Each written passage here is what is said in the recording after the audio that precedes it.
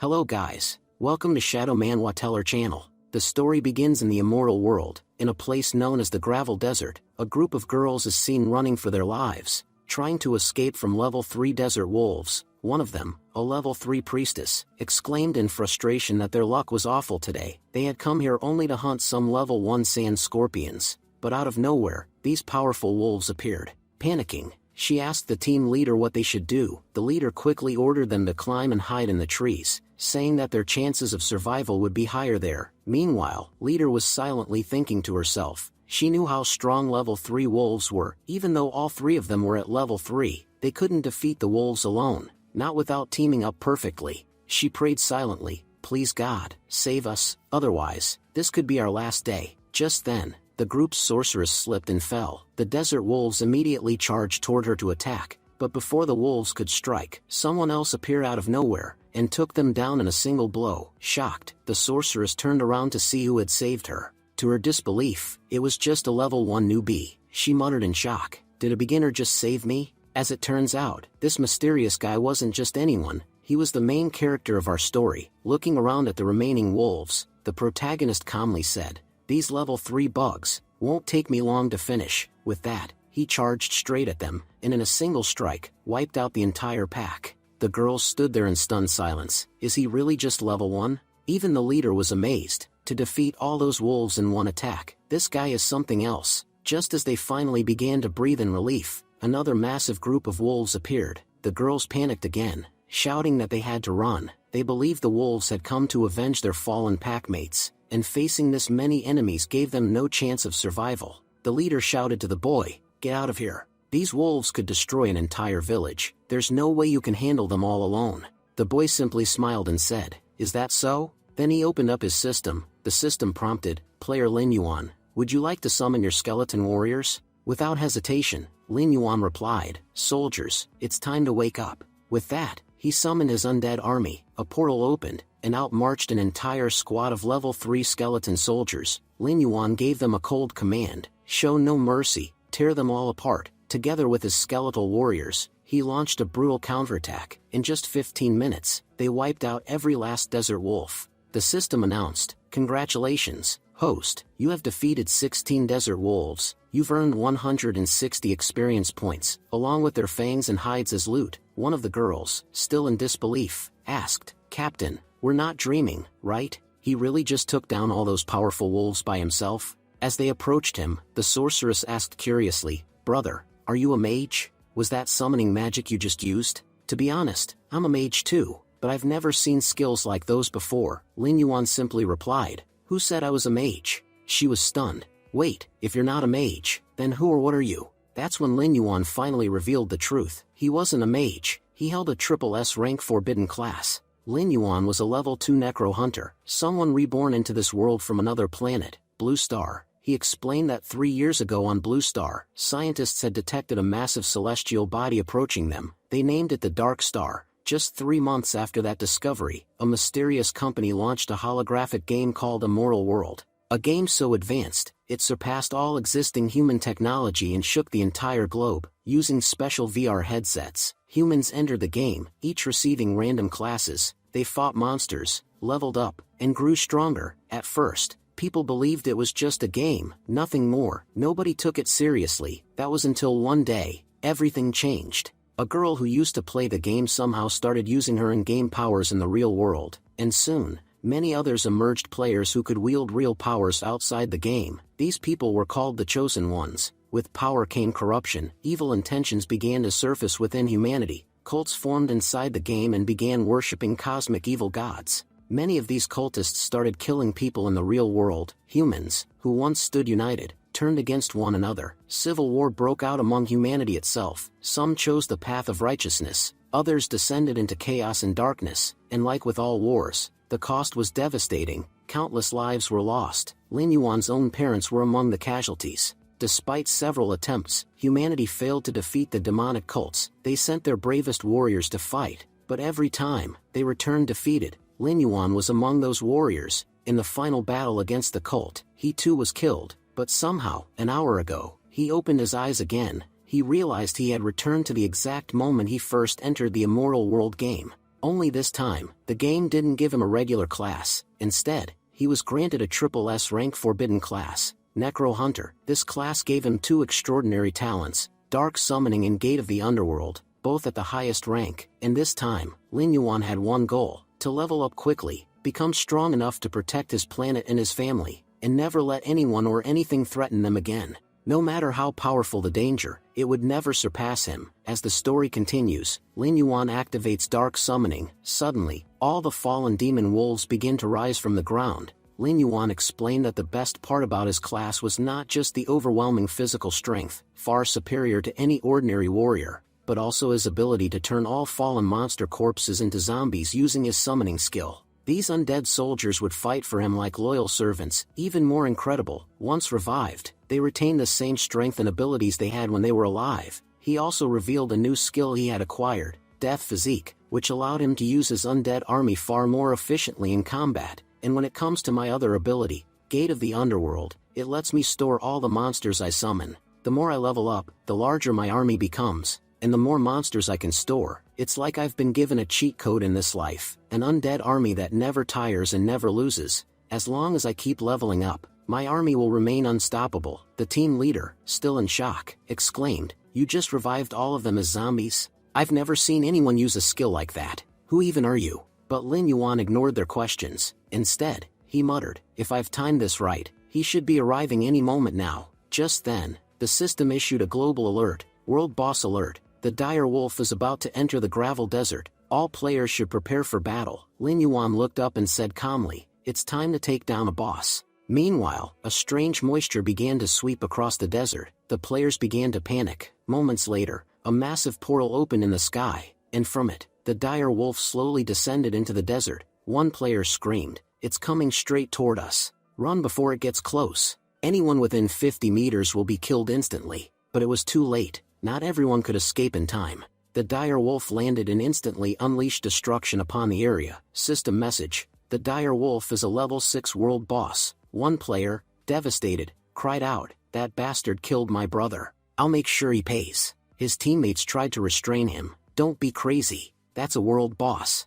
You can't take him on alone. It's suicide." Other players were shaking with fear. So this is the power of a world boss? It's on a whole other level compared to normal monsters. Only an idiot would dare face something this strong head-on. Just then, someone shouted, "Hey, look, someone's walking toward it." Everyone turned to see who it was, and to their surprise, it was none other than Lin Yuan. One player pointed at him and said, "That sword, that's standard issue for level 1 players, right?" Another added, "Yeah, that guy's gotta be crazy. No way a level 1 newbie just walks up to a level 6 world boss. Let's get out of here before this idiot angers the boss and gets us killed." They began to retreat, murmuring amongst themselves, "Everyone knows how monster rankings work in the immoral world. The weakest are ordinary monsters, followed by elite, leader, lord, king, overlord, and finally, god tier. Even the weakest world boss is at least lord tier. A newbie can barely take on an ordinary monster, and he's walking straight toward a lord tier beast. He's dead for sure." As Lin Yuan stepped forward, the dire wolf also prepared to strike. A player on the side shouted, "Hey newbie,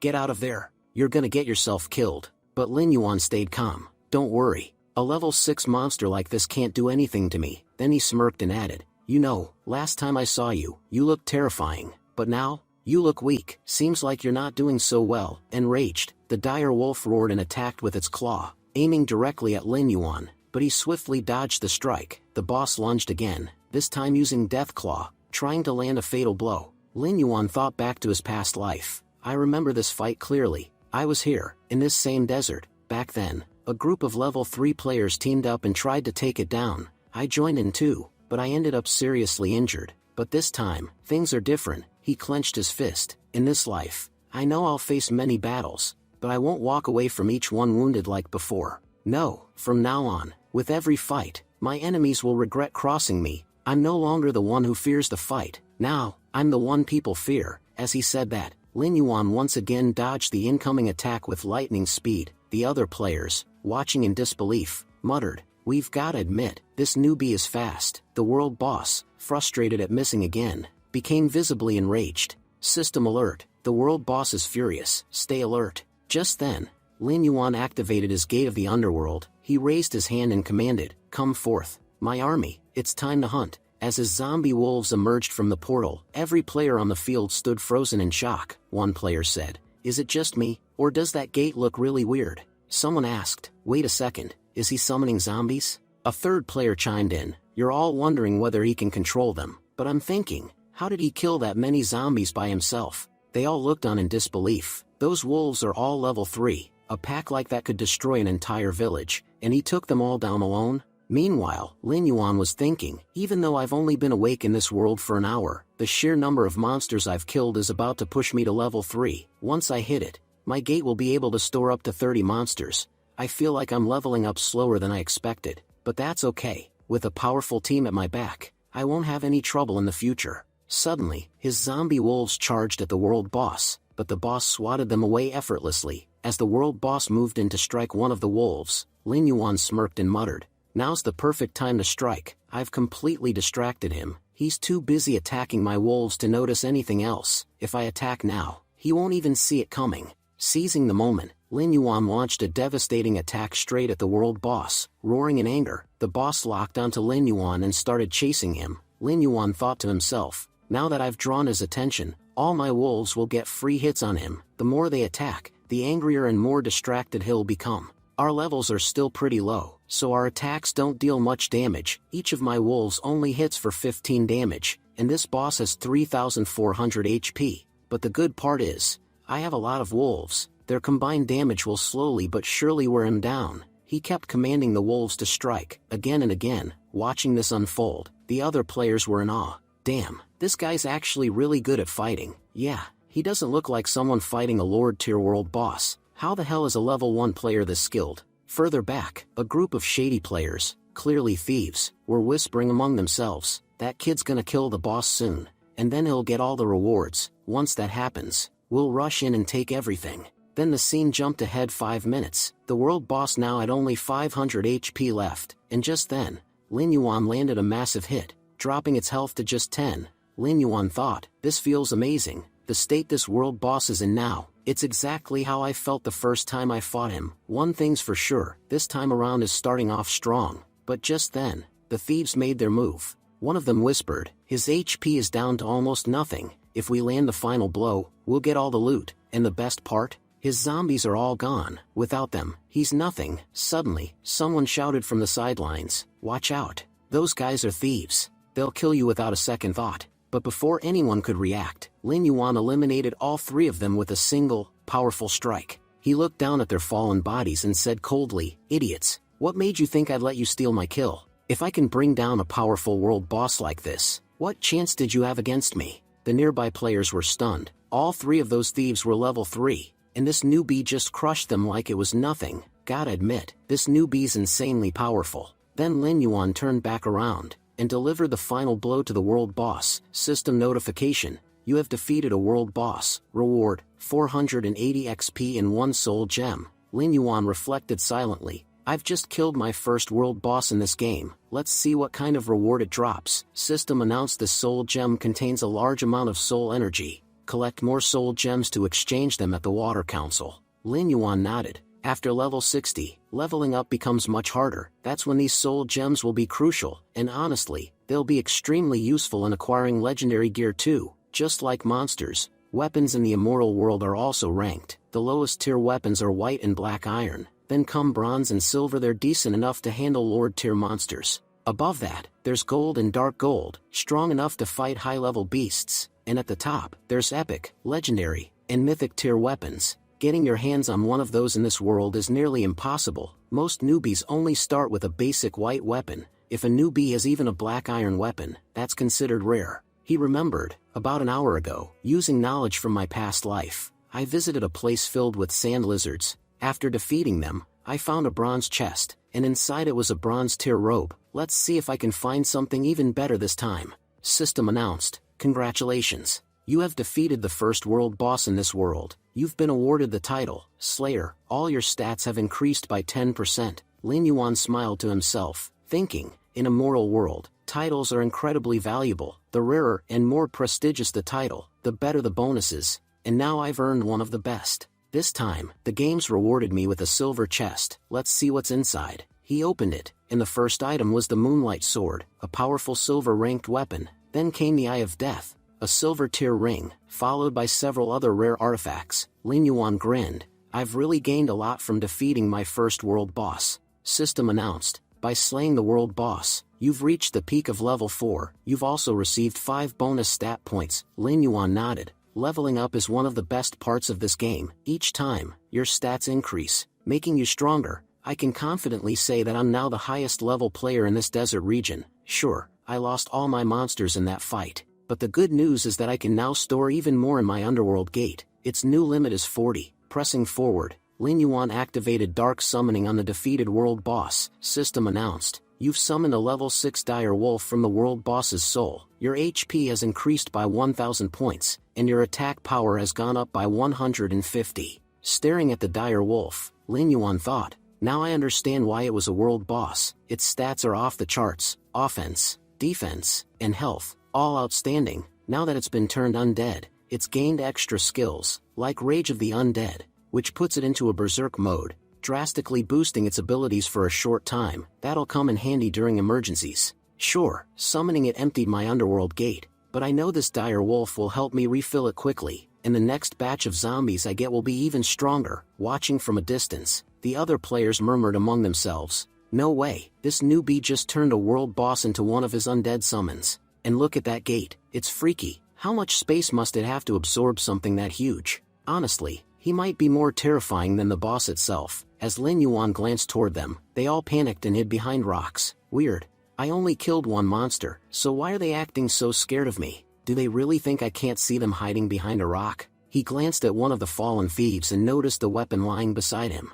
A black iron sword? That's a pretty solid weapon for someone at low tier level, but honestly, it's no use to me anymore. I already have the Moonlight Sword. He picked up the black iron sword and walked toward the group. Seeing him approach with 2 weapons, the other players panicked. He's heading toward us. He must be out for more blood after killing the world boss. He's too fast. We can't even run. But Lin Yuan stopped in front of one of them and asked calmly, you were the one who shouted to warn me about those thieves, right? The nervous player stammered, yeah, that was me. Without saying much, Lin Yuan handed him the black iron sword. Take it, it'll help you survive. The player was shocked. You're giving this to me? But why? Walking away, Lin Yuan replied over his shoulder, because I don't need it anymore. Might as well let it be useful to someone else. The crowd stared in disbelief. Not only is he insanely powerful, but he's also got a heart of gold. He just gave away a black iron sword. That thing's worth at least 10,000 yuan in the outside world. The scene then shifts to 10 minutes later. Lin Yuan had walked a considerable distance from the battlefield when suddenly his body jolted. He opened his eyes in the real world and groaned.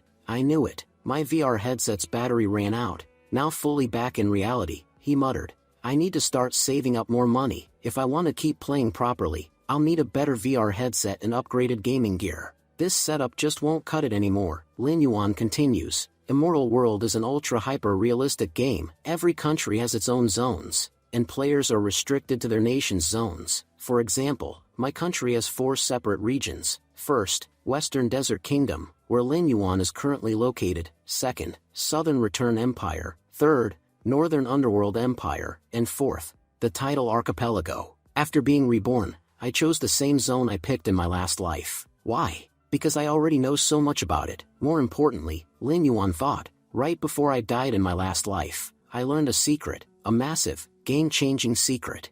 I watched in horror as the entire world crumbled before my eyes. I lay on the ground, barely breathing, struggling just to stay conscious, and then, I saw something I could hardly believe. Among the attackers, one of them wore a yellow gemstone on his body. It wasn't just any gem, it was the emblem of the Western Guild. That's when it hit me. The first follower of the evil god was a human player, and he was the one who summoned the cosmic evil god into our world, the one responsible for wiping out all of humanity. There are still 3 years left before the cosmic evil god arrives in the Blue Star, but if I can find and eliminate that player before then, the one who became a follower and summoned the evil god, I might be able to prevent the coming apocalypse altogether. And luckily, I have a strong lead. That yellow emblem I saw in my final moments. There are many guilds in the capital city of the Western Desert, but only one guild uses yellow gemstones as their insignia. That confirms it. The guy must be from the Western Desert. The only problem is, I can't enter the capital yet. You need to be at least level 10 to get in,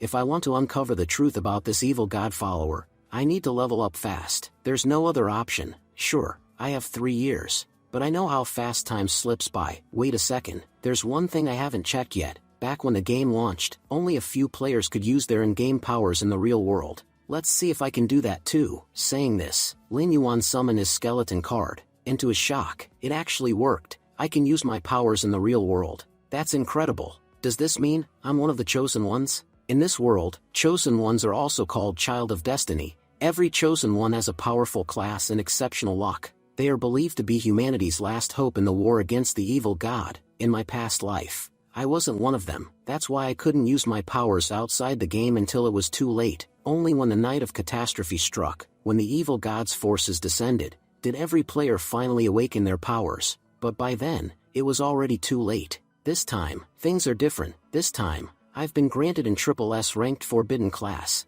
Necro Hunter, and now I'm also a chosen one.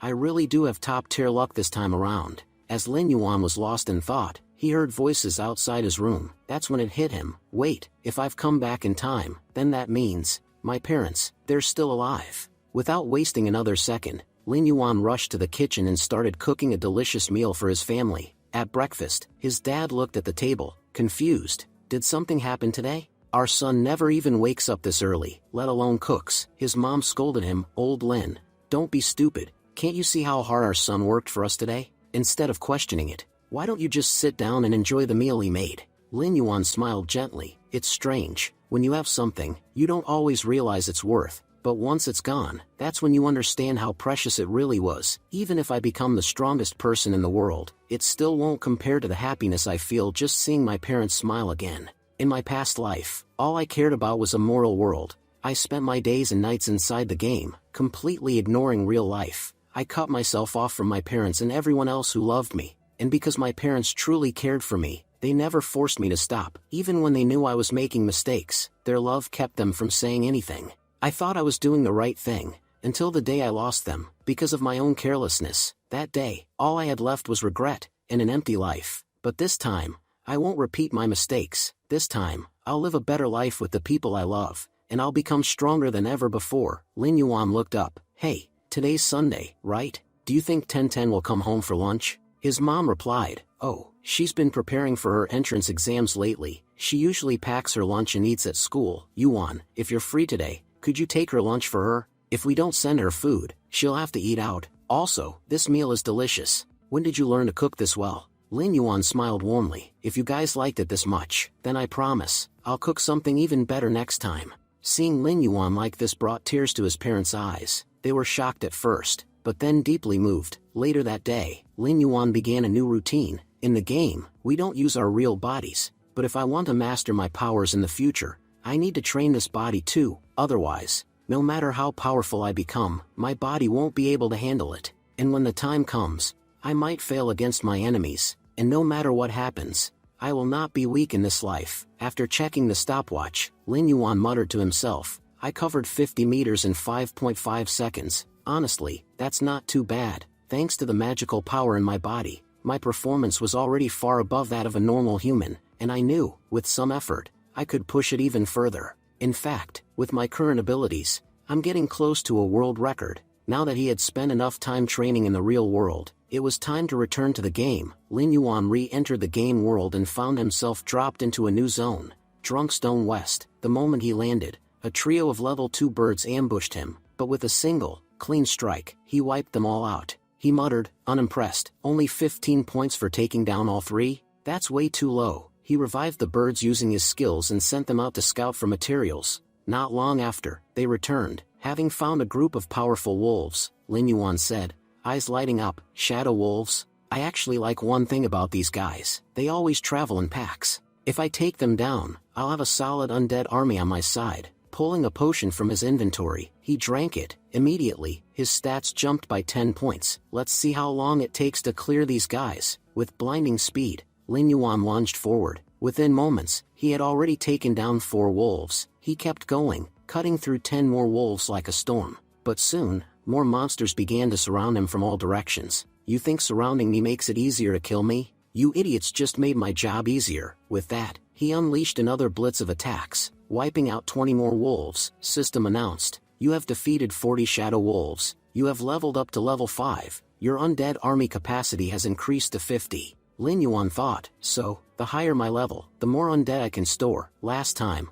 I lost all my wolves trying to defeat the world boss, but now I've built up a proper army again." He paused, thinking, "Maybe now, I'm strong enough to take down a level 5 monster even without using my undead army." He tightened his grip. "It's time to speed up and track down that guy with the yellow emblem. Because if I delay again, everything will end up just like last time." Lin Yuan made his way to Blackstown, one of the more crowded cities he'd visited. Compared to other areas, this place is packed. He walked through a gate and entered a house. A man inside looked up and asked, "Who are you? What do you want?" Lin Yuan thought. This man was Quincy, Blackstown's magic instructor, an NPC who teaches magic to players in the game. "Master Quincy," Lin Yuan said respectfully, "I've come to learn skills from you. In a mortal world, most skills are acquired either by defeating monsters or looting chests, but there are other ways to become powerful too, like learning directly from instructors scattered across the cities. Players just need to find them and ask. These instructors teach magic based on your level. They might seem unremarkable, but their training becomes incredibly valuable as you grow stronger." In fact, in his previous life, Master Quincy had been Lin Yuan's mentor. He'd learned most of his foundational skills from him, and honestly,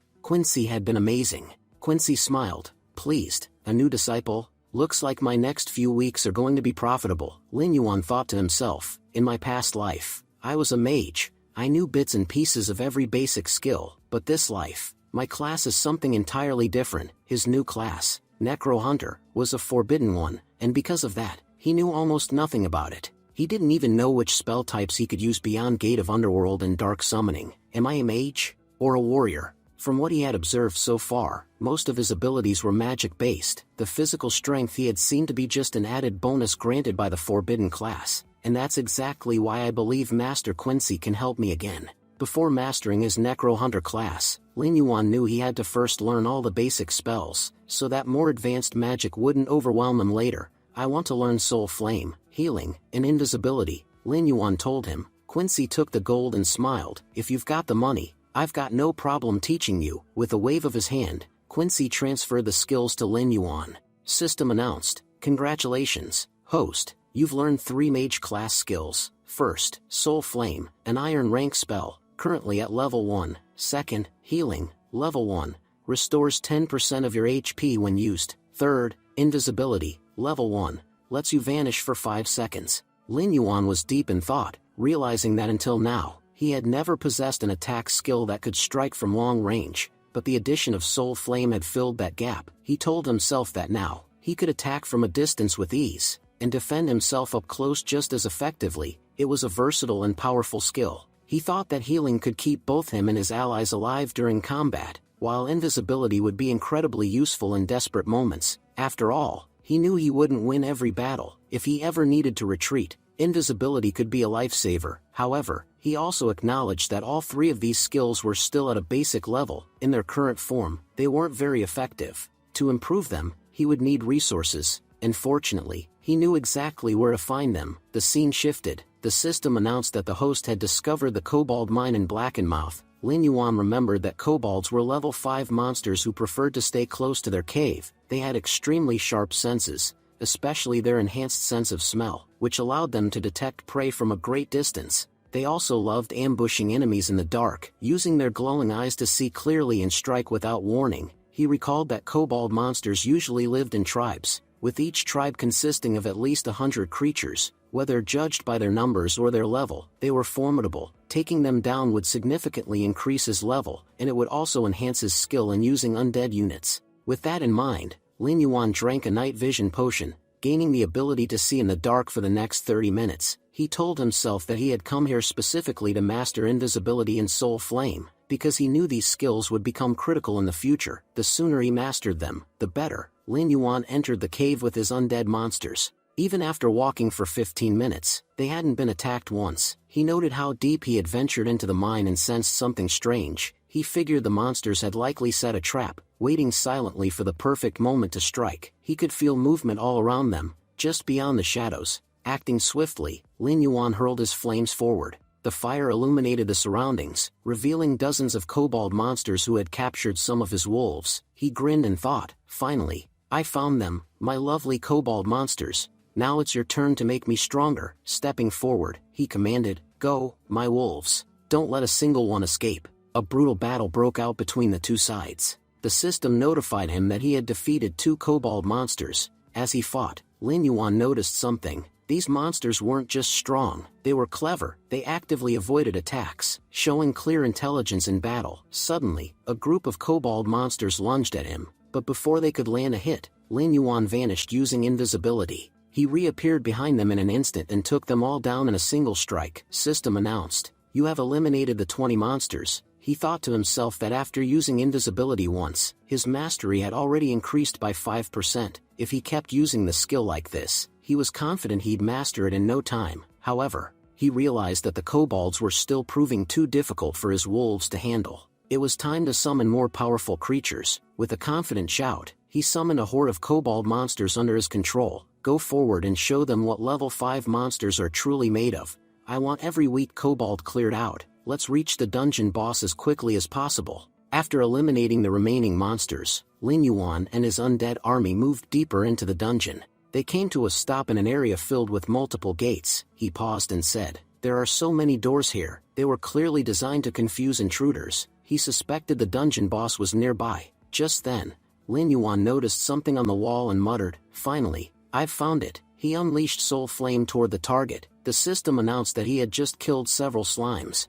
Lin Yuan smirked to himself. He had suspected they were slimes, and he also knew they were the dungeon boss's food supply. If he eliminated them, the boss would definitely show up. Right on cue, the dungeon boss emerged from the cave behind them. System announced, monster discovered, Kobold Overseer, elite rank, level 6. Lin Yuan observed the creature and said aloud, this is the law of nature. The strong always hunt the weak, but the truth is, no one can remain the strongest forever. If you're strong enough to hunt others, there will always be someone out there ready to hunt you in return. When the time comes, even the predator becomes prey. He looked at the Kobold Overseer and added, this monster thought I was weak and walked straight into my trap. But now, it's my prey. And with that, Lin Yuan lunged forward and grabbed the Kobold Overseer by the throat. Lin Yuan declared firmly that not everything that looked like prey truly was prey. Sometimes, even the hunter wore the disguise of the hunted. He smirked and called the Kobold Overseer a fool for falling right into his trap. Without hesitation, he grabbed the kobold and slammed it into the ground. Enraged, the Kobold Overseer charged forward again. But before it could strike, Lin Yuan had already unleashed a devastating attack. The blow was so powerful that the monster dropped to its knees in a single strike. However, the sight of their leader falling sent the other kobold monsters into a frenzy. They all charged toward Lin Yuan, filled with rage. The system warned him, the enemy boss has activated a special skill. All kobolds are now in berserk mode. Their attack and defense have increased by 40%. Be careful, the next 60 seconds will be extremely dangerous. Lin Yuan assessed the situation and guessed there were about 40 to 50 monsters. A grin spread across his face. He said it was going to be fun fighting them, especially since he had an army of about the same size. He called out to his undead forces, come out now. You've all rested long enough. It's time to paint the ground red. With that, Lin Yuan summoned all of his wolves into the battlefield. He turned to his lead wolf and commanded, World Boss, take the lead and show them just how strong your leadership truly is. A fierce battle broke out between the kobolds and Lin Yuan's undead wolves. The world boss skillfully used his powers to eliminate numerous enemies, while simultaneously confusing many with illusions and misdirection. Lin Yuan took advantage of the chaos and shouted to his team, now's our chance, move in. Most of them are disoriented and won't recognize your attacks. As the fight escalated, Lin Yuan managed to slay so many kobold monsters that he finally reached level 6. He smiled and admitted it had been a profitable battle. With his newly unlocked slots, he now had room for 10 more minions. It was the perfect opportunity to enslave some of the kobolds. Without wasting time, he reanimated several of the slain kobolds across various levels. Just then, he noticed a few hiding creatures nearby. So, there's more of you left. You thought I hadn't noticed? Too bad. Your size made it impossible to escape my eyes. He rushed forward and swiftly eliminated the remaining kobolds. As Lin Yuan was clearing out the last of the enemies, a powerful strike suddenly came at him from the shadows. The system issued a serious alert. Warning, the real dungeon boss is about to appear. Prepare yourself. From the depths of the cave, the true boss revealed itself. a level 7 kobold monster. Lin Yuan narrowed his eyes. So you're their leader. To be honest, I've been waiting for you for a long time. Before he could make another move, the kobold boss launched a vicious surprise attack. But Lin Yuan reacted quickly and narrowly dodged the strike. Observing the situation, Lin Yuan noticed the boss's weapon had gotten stuck in the ground. It was the perfect chance to counterattack. Without hesitation, he launched a deadly strike, but to his surprise, the attack didn't have much effect. He realized what was happening. This is a boss monster. Naturally, it has far stronger defense than regular ones. Even though I landed a clean hit, my blade couldn't pierce through its body. The kobold boss recovered and lunged at him again. Once more, Lin Yuan dodged just in time. He noted that, unlike the lower-level monsters who followed predictable attack patterns, this boss fought differently, more strategically and aggressively. He concluded, this one is far stronger than any level 6 monster I've faced. If I want to defeat it, I'll need to keep my distance and focus on long-range attacks. Determined, Lin Yuan ordered all his undead warriors to charge in. The enraged kobold boss roared and began attacking the undead horde without holding back. Lin Yuan watched in awe. This thing is relentless. Even when surrounded, it doesn't hesitate or show signs of fatigue. Still, he was confident, but I know for a fact it won't be able to withstand the swarm for long. With that, he activated a skill called Wraithhood, which significantly boosted the power of his undead army. His forces surged forward with renewed strength, launching wave after wave of attacks on the boss. This time, the damage began to show. After a short but intense exchange, the boss was forced to its knees. Lin Yuan grinned. It's time to use my new power. He activated Soul Flame and unleashed a brutal magical attack on the kobold boss. He recalled something important. Kobolds were naturally weak against magic. Even minor magical attacks could inflict heavy damage. That meant Soul Flame would be devastating, and he was right. The kobold boss was severely injured by the single blast. Furious, it lunged at Lin Yuan with all its strength, but just before it could strike, Lin Yuan vanished using invisibility, disappearing from the boss's sight in the blink of an eye. Lin Yuan smirked as he whispered, "Looks like you've been searching for me, but unfortunately for you, I'm already behind you, and by the time you even turn around, it'll already be over." He had been waiting for this moment for a long time. He knew the boss's weakest point was its neck. That's why it had been so protective of it, never allowing anyone to get close. But in its rage, the kobold boss let its guard down. Lin Yuan took full advantage of the opening, and delivered a lethal stab to the monster's throat. The attack only infuriated the boss further, and it launched into another reckless assault. However, Lin Yuan kept dodging every strike using his invisibility skill, slipping through attacks like a ghost. He told himself, if I want to win this, I need to lead my undead army like a true commander. Only by using them strategically can I finish this fight. The kobold boss was clearly weakening now. Even the wolves' attacks were beginning to deal real damage. Lin Yuan sighed. This battle has dragged on long enough. It's time to end it. With that, he activated Soul Flame again and attacked. As the kobold boss's HP began to plummet, the remaining monsters charged once more. Furious at the sight of their leader collapsing, Lin Yuan muttered, I never expected this fight to last this long. Honestly, I'm starting to get bored. A fresh battle broke out between the remaining kobolds and Lin Yuan's undead.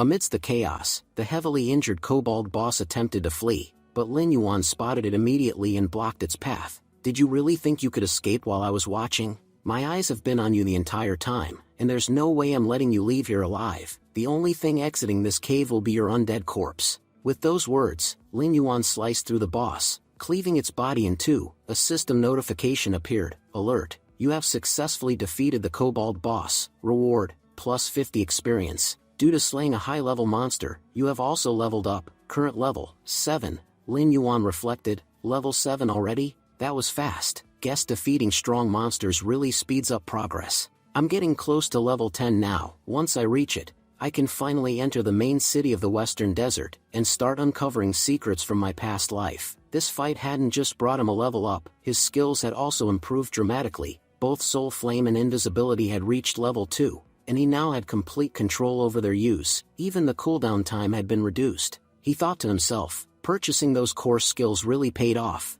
Just as Lin Yuan was wrapping up, his eyes fell on a chest nearby. So this is my reward for defeating the boss, a bronze chest. He opened it and was thrilled to find a skull mask, shadow gloves, and 20 gold coins. He recalled, back when the Immortal World game first launched, gold coins didn't hold much value.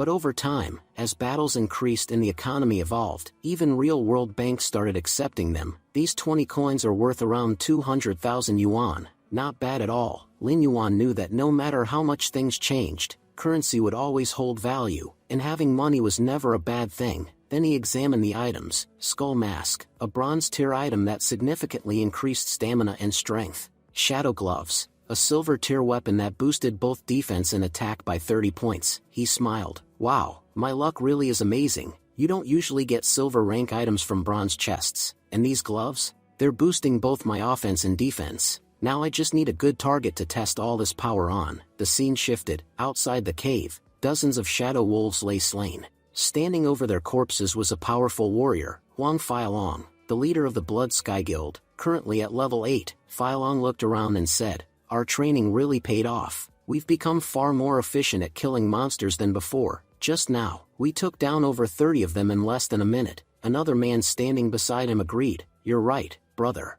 As long as the two of us are together, there's no one in this world who can stand against us. We'll wipe out every monster and rise to the very top of this world." That second man was Huang Feihu, Feilong's younger brother and the vice leader of the guild, a level 5 thief. Other guild members were murmuring in awe. "Our leader and vice leader are incredible. They made killing those shadow wolves look effortless. Honestly, no player right now can compete with them. As long as they're leading us, this guild will always remain the strongest." The second man nodded in agreement. "You're absolutely right. Last time, the Thunder Guild gave us a lot of trouble. Back then, we were weak, and they were far too powerful. But things have changed. We've grown much stronger since then, and if we ever run into those bastards again, we'll destroy their guild completely." He paused and continued with a bitter tone. "To be honest, there are two people I hold a serious grudge against. First is the Thunder Guild. We've had a long-standing rivalry with them. The second is that player, Lin Yuan. I don't know how he suddenly showed up here, but ever since he arrived, he's been causing chaos. We had planned to be the ones to kill the world boss, but somehow, he got to it before us and stole all the rewards. Now even the big guilds don't dare to show off in front of us, yet this guy thinks he can." His expression darkened as he growled, "If that bastard shows up in front of me again, I'm not letting him walk away." I still can't get his face out of my head. I'll admit one thing, his luck is insane. The time he killed the world boss, we were also searching for it, but despite all our effort, we couldn't find it, and yet, that bastard managed to kill it while only being level 3. He may not have harmed us directly, but I can't help but feel furious just thinking about him. The next time I see him, I'm going to take out all of my rage on him." Just then, Huang Feilong, the leader, interrupted him. "Feihu, calm down. How many times have I told you that in this world, we can't act recklessly? That player you're talking about, he's not someone we should take lightly. You saw it yourself. He defeated the world boss even at level 3, and despite seeing what he's capable of, you're still underestimating him? Listen, if we truly want to rise in this world and become powerful, we need to make allies, not enemies, and having someone like Lin Yuan on our side would be a massive advantage. There's a nearby kobold dungeon. I'm heading over to scout it out. You guys stay here and rest. Once I return, we'll head in together. There might even be a boss monster inside." Feihu clenched his fists in frustration. "Big bro never scolds me, but because of that bastard Lin Yuan, I've been getting yelled at more and more. Honestly, my anger toward him keeps growing. I don't care what my brother says. If that bastard shows up in front of me, I will make him pay." He stared into the distance with fire in his eyes. "I'll make sure he knows exactly who Feihu is. Stealing my prey, he might as well have signed his death sentence. One day, I'll kill him right in front of my brother, and show everyone just how strong I really am." Then he shouted into the air, "Come find me, Lin Yuan. One day, I'll end you in front of everyone.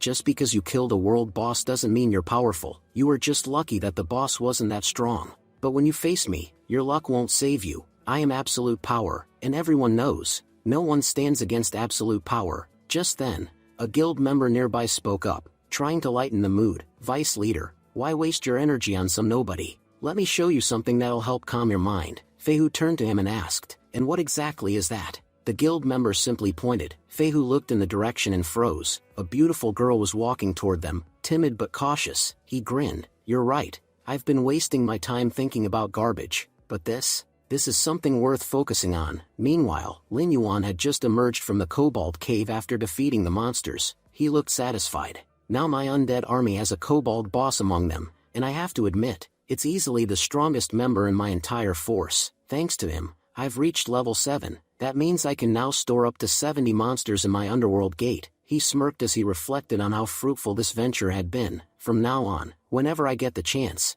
I'll definitely be exploring more of these dangers. As Lin Yuan continued walking, he suddenly heard a voice nearby. He turned and saw a frightened young woman standing there. She shouted, "Don't come near me. If any of you do, I won't hesitate to fight back." Back with Feihu's group, one of the guild members grinned and said, "Vice leader, our luck really is amazing. Just look at that gorgeous girl walking toward us. And right when we were exhausted too, we needed something like this to help us recover." He stepped forward and spoke to her in a sleazy tone.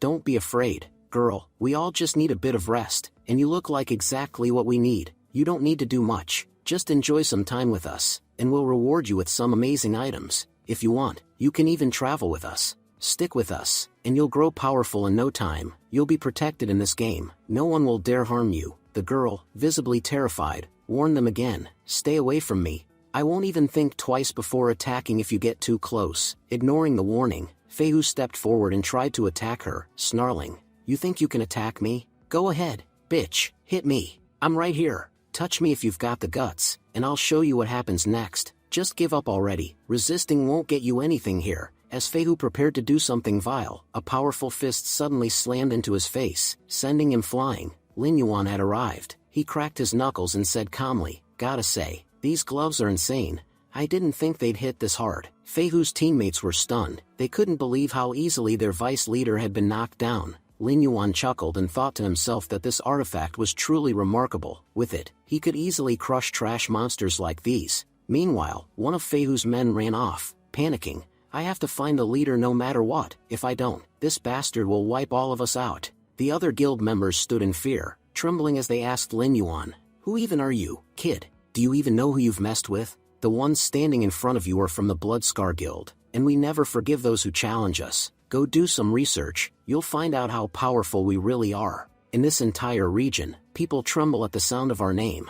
Some even wet their pants in fear. So you better think 100 times before picking a fight with us." But Lin Yuan wasn't impressed. He thought to himself, "They're just stalling, trying to buy time." Bloodscar Guild, I've heard of them. In my past life, they performed quite well in the early stages of the game. In fact, they even became the #1 guild in Black Sand Town. But everyone knew their methods were despicable. Their entire guild was filled with red name players, those who had murdered several others. To get a red name, you need to kill at least 10 players. And in this guild, there were plenty of such people. Lin Yuan narrowed his eyes. "To be honest, it's not like I have a personal grudge against them, but letting people like this survive isn't exactly doing the world a favor either. They're just going to keep causing trouble." Even now, they were up to something nasty. Killing them would be the right thing. At the very least, I can sell their items for some decent cash. He then asked coldly, "Are you all members of the Bloodscar Guild?" Lin Yuan knew it was important to confirm before finishing them off. One of the guild members scoffed in response, "Do we look like nobodies to you?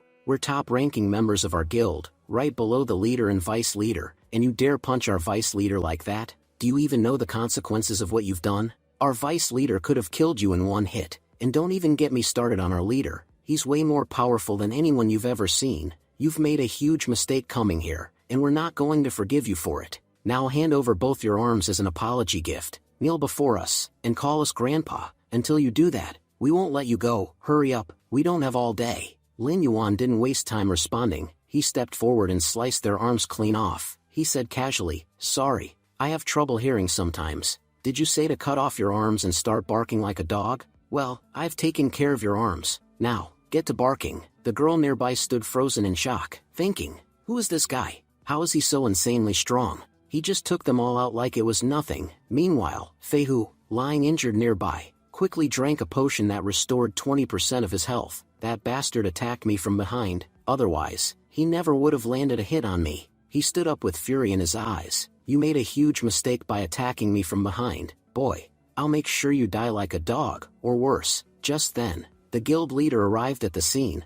"I want to see for myself who this bastard is that dared attack my guild and my brother. I don't care who he is. He's not leaving this place alive. The entire world will learn what happens to those who defy us." One of the guild members pointed toward Lin Yuan. "That's him, leader. That's the bastard who started attacking us the moment he showed up." Lin Yuan turned around and sighed. "Looks like the drama isn't over yet. Guess there's still a bit left to wrap up." Another guild member stepped forward and shouted, "He's the one who attacked our vice leader from behind, and nearly crippled him. Leader, don't let this bastard escape." As the guild leader prepared to strike, he suddenly paused, thinking, "Wait a second, something's off about this guy. His eyes, they're different.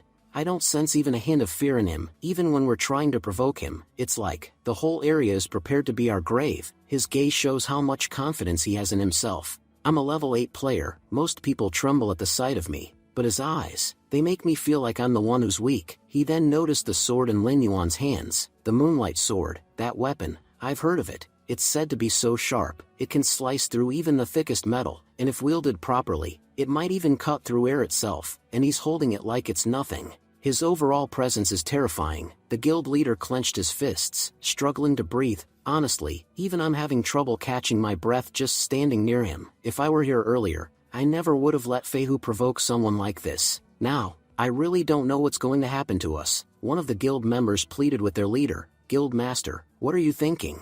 We all know you're a kind person, but forgiving someone who hurt your own people, that's not right. You need to show that bastard what you're made of." He then turned toward Lin Yuan and sneered, "You were acting all high and mighty earlier, weren't you? Well, I've brought your father figure right here. Try acting tough now. He could crush pests like you in less than 2 minutes. You can't even imagine how powerful he is. We offered you a pretty sweet deal before, but now, even if you kneel and beg, we're not going to forgive you." Huang, the guild leader, was growing uncomfortable standing near Lin Yuan. He muttered in frustration, "Why won't this guy shut up? Who told him to hype me up like this in front of him?" He could feel that Lin Yuan wasn't an ordinary player. The artifacts on him were clearly high tier. It finally hit him. This had to be the player who defeated the boss monster earlier. There was no doubt now. This was Lin Yuan. He thought back to what he had instructed his guild before arriving. "Provoke anyone you want, but whatever you do, don't provoke Lin Yuan." But these fools had done exactly that. Lin Yuan looked directly at him and asked, "So, are you the leader of Bloodscar?" The guild leader thought to himself, "If my guild members weren't watching, I'd drop to my knees right now, but they're all here. If I surrender in front of them, they'll never respect me again. That's why I have no choice. I have to fight." While Huang was still lost in thought, Feihu suddenly stepped forward and shouted, "Brother, don't kill him. His death is reserved for my hands." The girl nearby panicked and yelled out, "Look behind you. He's charging into attack from the rear." As Feihu lunged from behind, Huang charged from the front, hoping to trap Lin Yuan. He declared, "You made a huge mistake messing with us. You had a bright future once, but now, it's over, Lin Yuan, this will be your end." Huang thought this was the perfect opportunity, Feihu attacking from the back, and he from the front. Lin Yuan had nowhere to run. Despite both brothers closing in on him, Lin Yuan didn't flinch. Feihu was stunned. Is he crazy? We're both right here, and he's not even trying to dodge? Sure, he's powerful, but there's no way he can handle both of us at once. But before they could strike, Lin Yuan summoned his kobold boss. In a flash, the boss landed a devastating hit on Feihu, sending him flying across the field. The guild leader stood in shock, watching Lin Yuan's ability in disbelief. "I've never seen power like this in my life." Lin Yuan smirked and replied coldly, "That's because this is the last time you'll ever see it, because you won't live to see anything else." Without hesitation, Lin Yuan slashed Feihu repeatedly, leaving him lifeless on the ground. "I thought fighting you would be fun, but honestly, you were just disappointing." As Feihu died, a system notification popped up. "You have killed 2 players. You've earned 2 sin points. Kill 8 more and you'll be marked as a red name player." Lin Yuan thought to himself, "If I don't kill more players within a week, these sin points will expire. Honestly, I'd rather avoid people from now on. I have no interest in becoming a red name." Meanwhile, the remaining guild members saw what happened and started fleeing. The girl turned to Lin Yuan and asked, "Brother, they're getting away. Shouldn't we chase them?" But Lin Yuan simply said, "We've already taken out the guild's strongest. The rest are just insects. Even if they run, it won't make a difference. There's no point wasting time." He turned his attention to the loot from the battle. "I have to admit, this Feihu guy was a decent thief. They've never taken down a world boss, yet they've got 2 silver class and 1 bronze class weapon. That kind of gear is rare. No doubt they stole it from others." Lin Yuan thought that if he sold the items in the real world, he'd make a good amount of money. "I really need the cash anyway. I'll use the money to help out at home." As he pondered over his loot, the girl walked up to him and said gratefully, "Sir, thank you so much. If you hadn't been here today, I wouldn't have survived. I don't even know how to thank you. I don't even know your name." Lin Yuan looked at her and said, "You want to know my name? Soon, the day will come when my name will be ranked 1 in the top 10 players. On that day, You'll have no trouble remembering it. The girl gasped in shock. Number 1? That's such a huge goal. She then followed behind him and asked hesitantly, "Can I ask you something? Would it be okay if I followed you in this game? I'm a mage too, please, let me join you." Later, Lin Yuan arrived in the Wailing Desert, and continued moving forward, but soon, he was ambushed by level 6 monsters. He grinned and said, "Thunder Scorpions? Level 6? This shouldn't be too hard to handle." Within moments, Lin Yuan wiped out all the monsters around him. Suddenly, the system notification popped up. "You've eliminated 60 scorpions in this area. Congratulations. You've leveled up to level 8. Excited, Lin Yuan thought to himself, "Finally, I've reached level 8. Honestly, I didn't come here to level up. I was actually looking for herb, but it turns out, coming here gave me a huge advantage." The scene transitioned to 2 days earlier when Lin Yuan had visited an alchemist. The alchemist greeted him eagerly. "Player, I've been waiting for you. The time has come for me to assign your quest." The system then prompted, "You've received a quest from Alchemist Immer. Would you like to accept it?" The details of the quest were then displayed. Head to the Wailing Desert and gather 100 units of the paralysis herb. You must return them to Alchemist Immer within 1 day. Lin Yuan recognized the herb's name and was immediately intrigued. The paralysis herb, that's an incredible find. If I remember correctly, soon a dungeon will open in the main city, filled with monsters that use thunder-based attacks. This herb will become crucial because anyone who consumes it becomes immune to electricity. When that happens, its demand will skyrocket, and whoever owns it will make a fortune. He recalled that in his previous life, a player had hoarded this herb and earned a massive profit from it. That memory sealed his decision. "That's why I accepted this quest. Once I return the herbs, Immer will not only reward me with potions but also share the recipe to craft them." Even more interesting was the fact that this was Immer's first day in the game, and it would also be his last. After this quest, he'll retire and disappear from the game entirely. That makes this quest incredibly important. Who knows when I'll be up against powerful thunder beasts? When that time comes, this recipe will save me. Back in the present, Lin Yuan had already defeated dozens of monsters. He reflected, "The paralysis herb really is precious. Thankfully, I became much stronger before coming here. These scorpions are no match for me. If I had come before clearing the cobalt mines, this place would have been tough." Finally, Lin Yuan reached the herb. He thought, quest complete. He recalled a skill he'd learned earlier in Black Sun Town, the gathering skill. "It's like having a hidden storage pocket. Just like I can store unlimited undeads in the underworld gate, I can store a ton of herbs here." He placed all the herbs inside and smiled. That was easy. Time to head back. But just as he took his first step toward leaving, the ground beneath him began to rumble violently. Suddenly, a massive tail burst out of the earth and whipped toward him. Acting swiftly, Lin Yuan dodged the attack in time. "Something powerful is coming." The system chimed. "Warning, a mutated monster has appeared. Name, Crystal Demon Thunder Scorpion. Caution advised. Extremely powerful." Lin Yuan's eyes widened. "A mutated monster? These aren't regular bosses, but due to mutation, their power rivals boss-level threats, and it's level 10. This is going to be fun."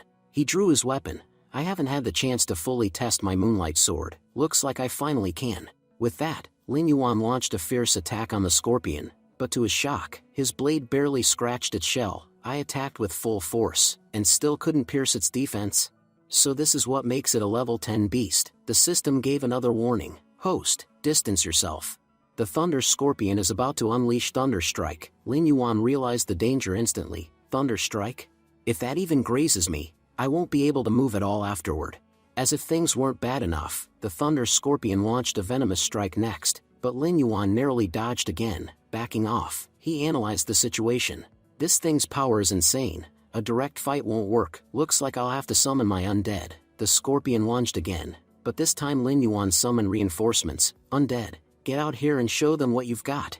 Suddenly, his skeletal warriors charged at the Thunder Scorpion and landed a powerful hit. Lin Yuan smirked. "I activated double damage, and still, its HP only dropped by 200.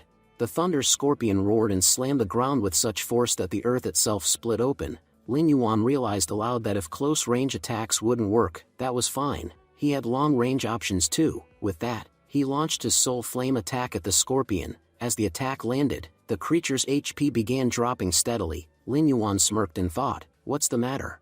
Don't have an answer for this attack?" Meanwhile, his summoned kobold monsters bound the scorpion in place. The kobold boss charged forward and landed a devastating hit. The system immediately notified, "Warning, scorpion monster has taken critical damage, HP has dropped below 400. Enraged by the continuous damage, the scorpion roared and effortlessly broke free from the kobold's grasp. Lin Yuan, now airborne, looked down and reflected, "This fight's gone on long enough. As long as that thick shell of yours stays intact, defeating you will be almost impossible, but once it breaks, you'll be done." Just then, the system reminded him, "Host, you possess the Slayer Hunter title. Due to this title, your attack power, double damage, and magic damage increase by 10%. Lin Yuan clenched his fist and whispered, "Perfect timing. With this punch, I'll split you in two." He launched a brutal, focused attack straight at the scorpion. The moment it hit, the monster collapsed. The system echoed once again, "You've successfully slain the mutated monster, Crystal Thunder Scorpion. You've earned 560 experience points." Lin Yuan didn't stop there. He used his necromancer skills and resurrected the Crystal Scorpion as his own servant, a level 10 slave. "This is the strongest summon in my army so far." Before he could celebrate, more scorpion monsters began rushing at him from all directions. Lin Yuan chuckled, "Great timing. I was just about to head home, but now, I'll take you all down first."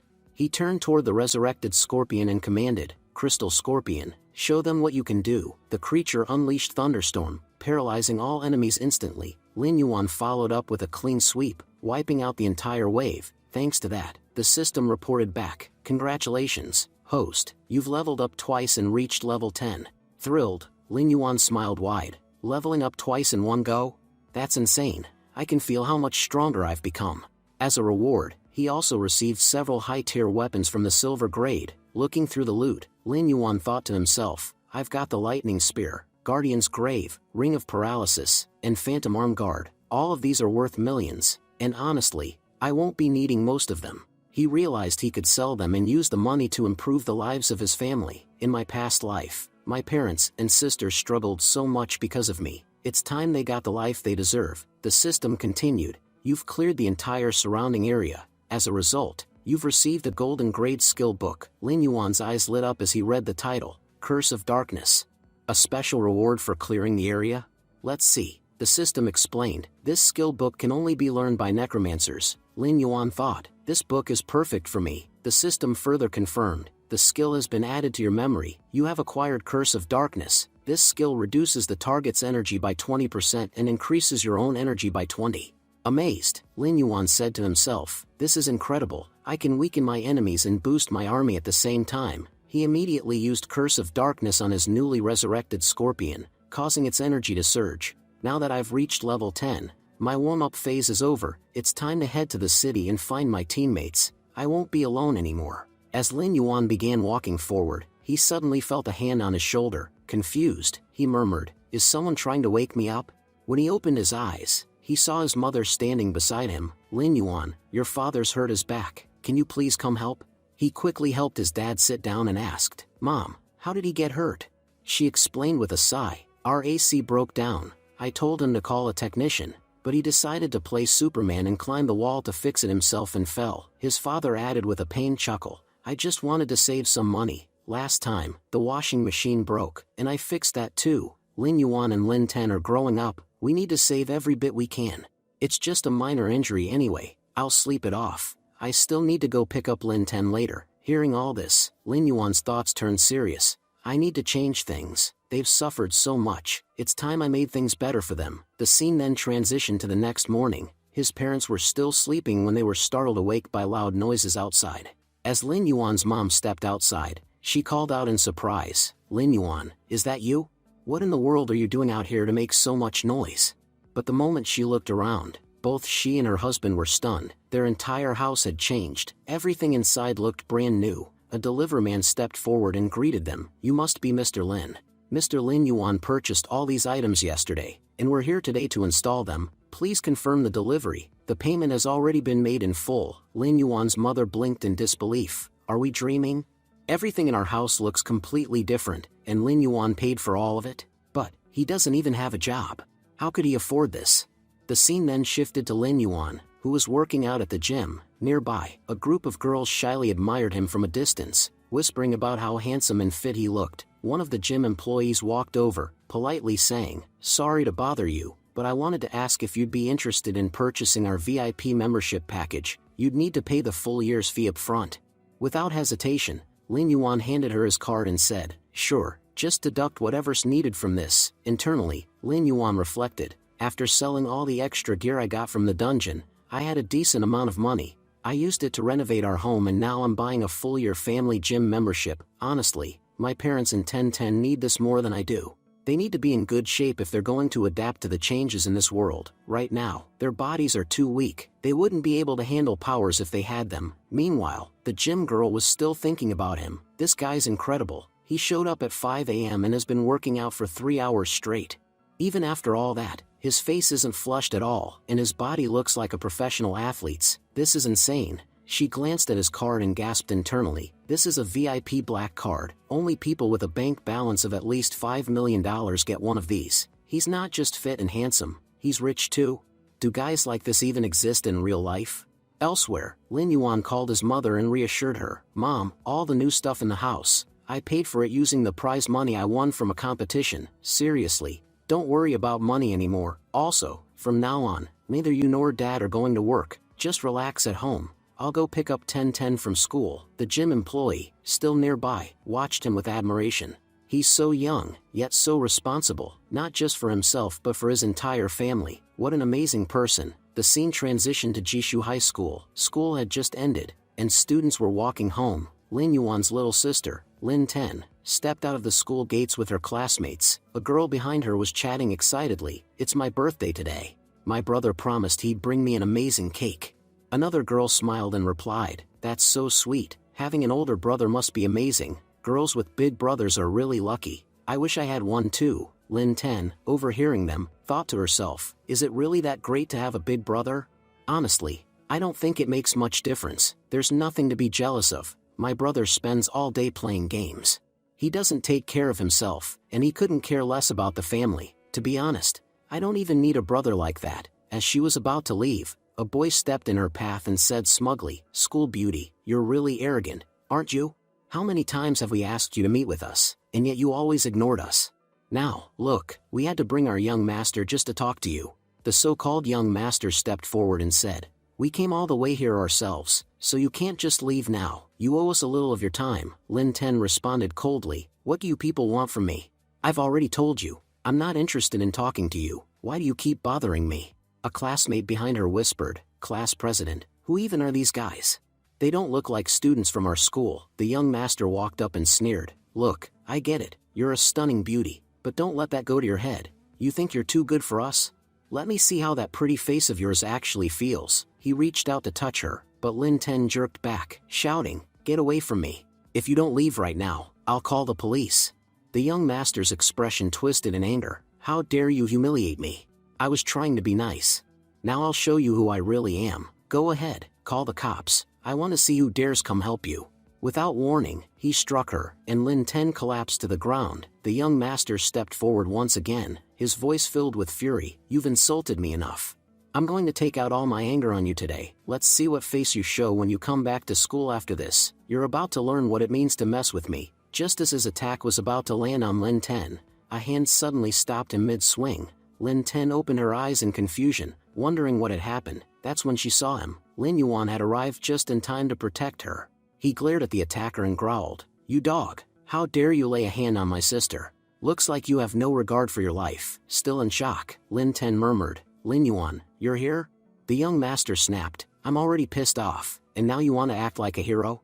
You're not getting out of this." His lackey stepped forward too, shouting, "How dare you lay a hand on our young master? There's no one in this entire city who can stop him. Today, we'll break your teeth." They all charged at once, but Lin Yuan didn't flinch. He calmly and effortlessly started knocking each of them out, one punch at a time. Within 2 minutes, every single attacker was unconscious on the ground. He looked down at their fallen bodies and warned them coldly, "If I ever see any of you near my sister again, I won't let you off so easily.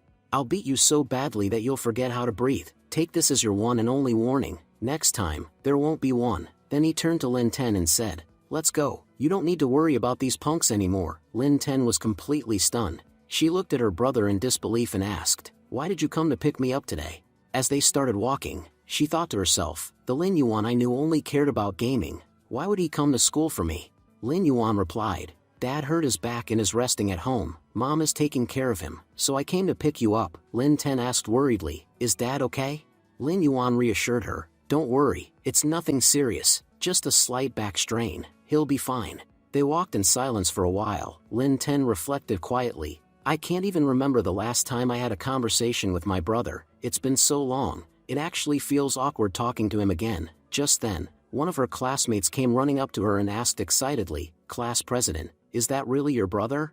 He's so cool. My brother just lazes around at home all day, but yours is so fit. He took down all those guys so easily. Another girl chimed in, I didn't even know you had a brother. And look at him, he's skilled, handsome, and confident. Why didn't you ever mention him before? Lin Ten thought to herself, handsome? My brother? She responded out loud, from which angle does he even look handsome to you all? He seems totally average to me. But her classmate protested, President, what are you even saying? He looks just like you, beautiful and unique. There's no one else in school with looks like yours. And there's no one else like your brother either. Just look around. Do you see anyone even close to his level? He looks like a celebrity. Lin Ten looked around and realized something. Everyone's walking near us. That's not normal.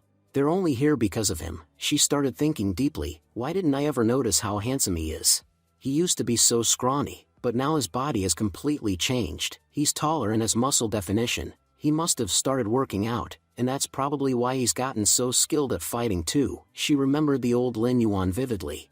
The Lin Yuan I knew didn't care about anyone. He'd be glued to his phone all day, ignoring the world and everyone around him. He didn't even care about himself, just sat around gaming non-stop. But now, looking at him today, I can tell something has changed. And this isn't some prank, he's really become a new person. If he's changed for the better, then I'm genuinely happy for him. As they were leaving, one of Lin Ten's friends cheerfully waved goodbye and said, see you tomorrow, President. Make sure your brother keeps picking you up.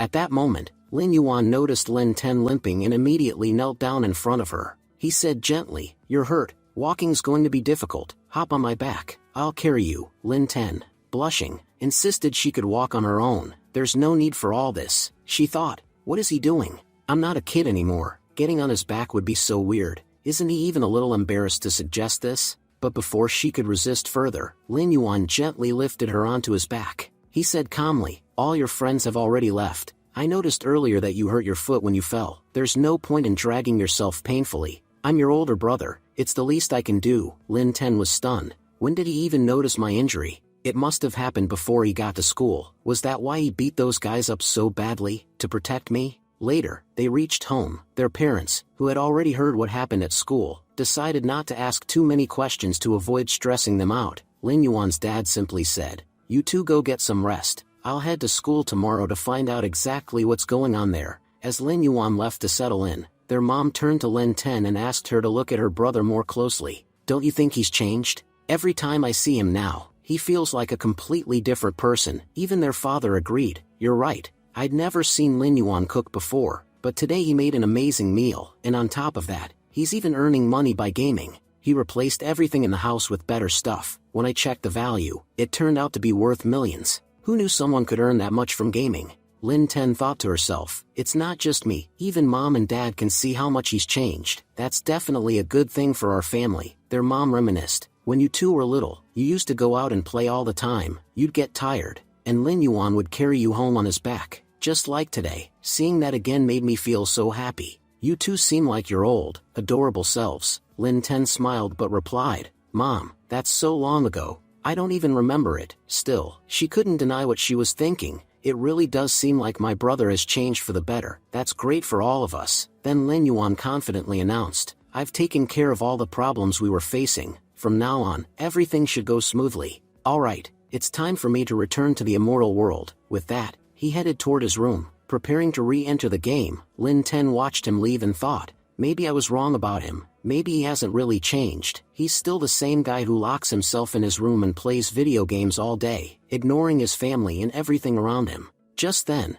Lin Yuan returned and handed her an ointment. Put this on your wound. It'll help it heal faster. Okay, I'm heading back to my room to play. Unless it's urgent, please don't disturb me. Lin Ten, slightly flustered, replied, okay, no one's going to bother you." Their mom, watching the interaction, chuckled and said, "See, you two are just like you were when you were kids." Then she asked, "So, what exactly happened at school today? I have a rough idea, but not the full story." Lin Ten brushed it off, saying, "It wasn't anything special, Mom. I'm going to take a shower now, so don't disturb me." Meanwhile, Lin Yuan sat in his room, reflecting on everything. Judging by everyone's reactions, I've only just realized how terrible I used to be. At least one good thing has come out of this. I've managed to resolve all the major issues at home in a short time. Now I can return to the game world in peace. He smiled to himself. Let's see what's changed in the immoral world during my absence. With that, Lin Yuan logged back into the immoral world, ready for whatever challenges awaited. After that, Lin Yuan entered Sand Town. Lin Yuan was excited. He said to himself, "Finally, my real mission begins. Now I need to track down that bastard who became a follower of the evil god. I'm sure he's somewhere in this town." A little ahead, the scene shifted. A soldier was seen roughly grabbing a man by the collar. The man pleaded, "Officer, I swear I haven't done anything wrong. There must be some misunderstanding." But the officer shouted back, "Shut your filthy mouth. Whatever you've got to say, you can say it at the station." At that moment, the officer suddenly felt like someone was watching him. He quickly turned around, but saw nothing. He mumbled, "Was that just my imagination?" Meanwhile, Lin Yuan was hidden nearby, watching everything. He thought to himself, "These patrol soldiers have insanely sharp eyes. I just killed 2 players here, so my sin level is now at 2. If they spot me, it could lead to serious trouble." He continued thinking, "For the next 3 days, I'll need to stay hidden. After that, my sin level will automatically return to 0. I won't be able to do much in those 3 days anyway, which makes this a perfect opportunity to visit some old friends, those who helped me immensely last time. I never got the chance to repay their kindness." The scene transitioned to a quiet church. Inside, Father Lawrence was seen standing over someone, saying, "I used holy magic to purify you. There was a lot of darkness inside your soul, but thanks to the power of the holy light, I've cleansed it. From now on, walk the path of righteousness. If you stray again, your soul may be destroyed for good." Just then, Lin Yuan arrived and greeted him. "Father Lawrence, I'm here to help. I heard there's a patient in critical condition. I believe I have a way to heal him. Please, take me to him right away." Father Lawrence looked surprised and asked, "You can really help him? But you do realize we're talking about Night Doug's illness, right? No one has ever been able to cure it. Most people have already given up hope." Lin Yuan replied confidently, "Yes, that's exactly what I'm here for. Just take me to him. I'll handle the rest." As they walked, Lin Yuan recalled who the patient was. Doug Wayne, a legendary and powerful knight. He thought to himself, Doug Wayne is one of the strongest knights of the Lion Knight Order. In the Western Desert, you can afford to make enemies with anyone, except a Lion Knight. Mess with them, and you're as good as dead. He continued reflecting, "Back in my past life, when I was stuck at level 15 and falling far behind everyone else, Doug Wayne was the one who stepped forward to help me. He gifted me a golden tier weapon for free. That weapon was the turning point that helped me rise in the game. If I hadn't had it, I probably wouldn't have survived even my 3rd battle. I owe my life to him." Now, with a chance to repay that debt, Lin Yuan was determined not to waste it. The scene shifted again. Lin Yuan stood next to the ill Doug Wayne and said warmly, "Mr. Wayne, don't worry. I'm here to cure you. We'll get all that poison out of your body." Wayne slowly opened his eyes, squinting at the stranger. "Who are you?" Then, seeing Lin Yuan's level, his expression changed to disbelief. He sat up with difficulty and snapped, "Are you joking? I'm dying, and you send me a level 10 newbie? Do you even know how dangerous my condition is? The soldiers in this city have way higher levels than you, and even they couldn't do anything, and you think you alone can fix me? Don't waste my time. Get out of here." Just then, he began coughing up blood. Lin Yuan said calmly, "I'm not the one wasting time, you are. Maybe you don't realize how dangerous this poison is. You're surviving only because you're absurdly powerful, but even your strength won't be enough to save you. At best, you have 1 month left. After that, the poison will completely destroy your body from the inside. No one will be able to save you, not even the gods." He continued, "You have only 2 options. Accept your death in a month, or accept my offer. If you let me treat you, there's a high chance you'll survive. Life or death, it's your choice." Doug Wayne stared at him and asked, "Kid, do you even know what you're talking about?" Then he admitted quietly, "Yes, I know I'm going to die in a month, but there's nothing I can do about it." He explained, "The only known cure for this poison is one thing, 1,000 grams of fat from a rotten kill fish. Without it, there's no hope. But that fish, it's nearly impossible to catch. I already sent many of my men to find it. not a single one returned alive. He looked Lin Yuan straight in the eye. If you've got a death wish, then go ahead. Try your luck in the muddy clay. You'll soon find out why no one's come back with that fish. Just then, a system notification popped up. You've received a request from Doug Wayne. Do you want to accept it? Lin Yuan smirked and thought to himself, that's exactly why I provoked him, to get this request. What are we waiting for? Of course I accept. The system announced that this was the gold development quest. In order to heal Wayne's body, the player would need exactly 1,000 grams of rotten gill fish fat. It warned that there was only 1 month to complete this task. Lin Yuan, however, confidently claimed that a month was too long. He could finish it in just 5 days. Shortly after, Lin Yuan arrived at Muddy Clay, where numerous fish were swimming around. The system alerted him that these were level 15 rotten gill fish, elite rank monsters. Elsewhere in the desert, a group of players was seen struggling to fight the fish. Their captain warned the others that the fish had extremely sharp teeth. Even a single bite could split a body in two, he said, and stressed the importance of staying far from their mouths. Suddenly, one of the fish lunged and attacked the captain. Injured and overwhelmed, the captain began to scream in pain. His team pleaded for help, shouting that the muddy clay terrain was trapping them, making it impossible to move, and the fish were closing in fast. As the captain was about to be devoured, he thought to himself that no one could save him now. He regretted that despite warning others to stay cautious, he was the one falling into danger. It felt like his end was going to be painfully tragic. Just then, Lin Yuan appeared and threw the captain aside, saving him at the last moment. Lin Yuan told him not to get in his way as he had important work to do. Using Soul Flame, Lin Yuan launched a powerful attack on the fish. He asked mockingly why they even bothered fighting such a monster if they couldn't attack from a distance. Only a fool would try to fight this fish with a sword. The captain, stunned, wondered who this mysterious warrior was. He had already accepted his fate, yet this stranger saved him effortlessly. He concluded that Lin Yuan was no ordinary man. He had to be a great hero. As the captain turned around to thank him, Lin Yuan had already moved ahead to attack. The knight whispered in awe that this man truly was a great hero. Just a moment ago, he stood beside him, and now he was already face to face with the monster. He felt lucky that this hero had arrived in time to save them. Meanwhile, Lin Yuan was thinking to himself that the man was overreacting. He hadn't saved him out of heroism, he was simply in the way. He didn't consider himself a great hero, he was just doing his job. Using more soul flames, Lin Yuan launched a large-scale attack that reduced all the fish's HP by 50 points. The enraged fish all targeted him in retaliation. Lin Yuan smirked and said that this was exactly what he wanted. The foolish fish were walking into his trap. They didn't realize that he wasn't prey, he was the predator. The captain shouted a warning, calling him a great hero again and urging him to be careful. He reminded him that the fish's teeth were extremely dangerous and could paralyze if they bit into his body. But Lin Yuan effortlessly dodged their attacks. He muttered to himself, annoyed, wondering why the man was yelling so much. He could see the fish approaching. The shouting was just making him more anxious. Lin Yuan summoned his sword and remarked that killing the fish one by one was a waste of time. He decided it would be faster to eliminate them all at once. He began slaying the fish rapidly. The captain watched in disbelief, thinking that something insane was happening. Despite having a team of 8, they couldn't defeat even one fish, yet this man was slicing through them like radishes and carrots. Still, the captain reflected, there were a lot of fish here. Even with such immense power, handling all of them alone would be difficult, especially since they could use group attacks, which even powerful warriors struggled to withstand. At that moment, the monsters began forming a group to launch a combined assault. Lin Yuan noticed and said mockingly, "Oh, so now you're going to group up on me?" He laughed, calling it cheating. But if it was a team battle they wanted, he also had a team. He then summoned Giant Wolf, saying it was time to teach them a lesson. He commanded the wolf to use its skill, Howl of the Hungry. As the wolf began howling, the fish around them started becoming paralyzed. Lin Yuan declared that it was now time to finish them, but first, he needed to wear a mask.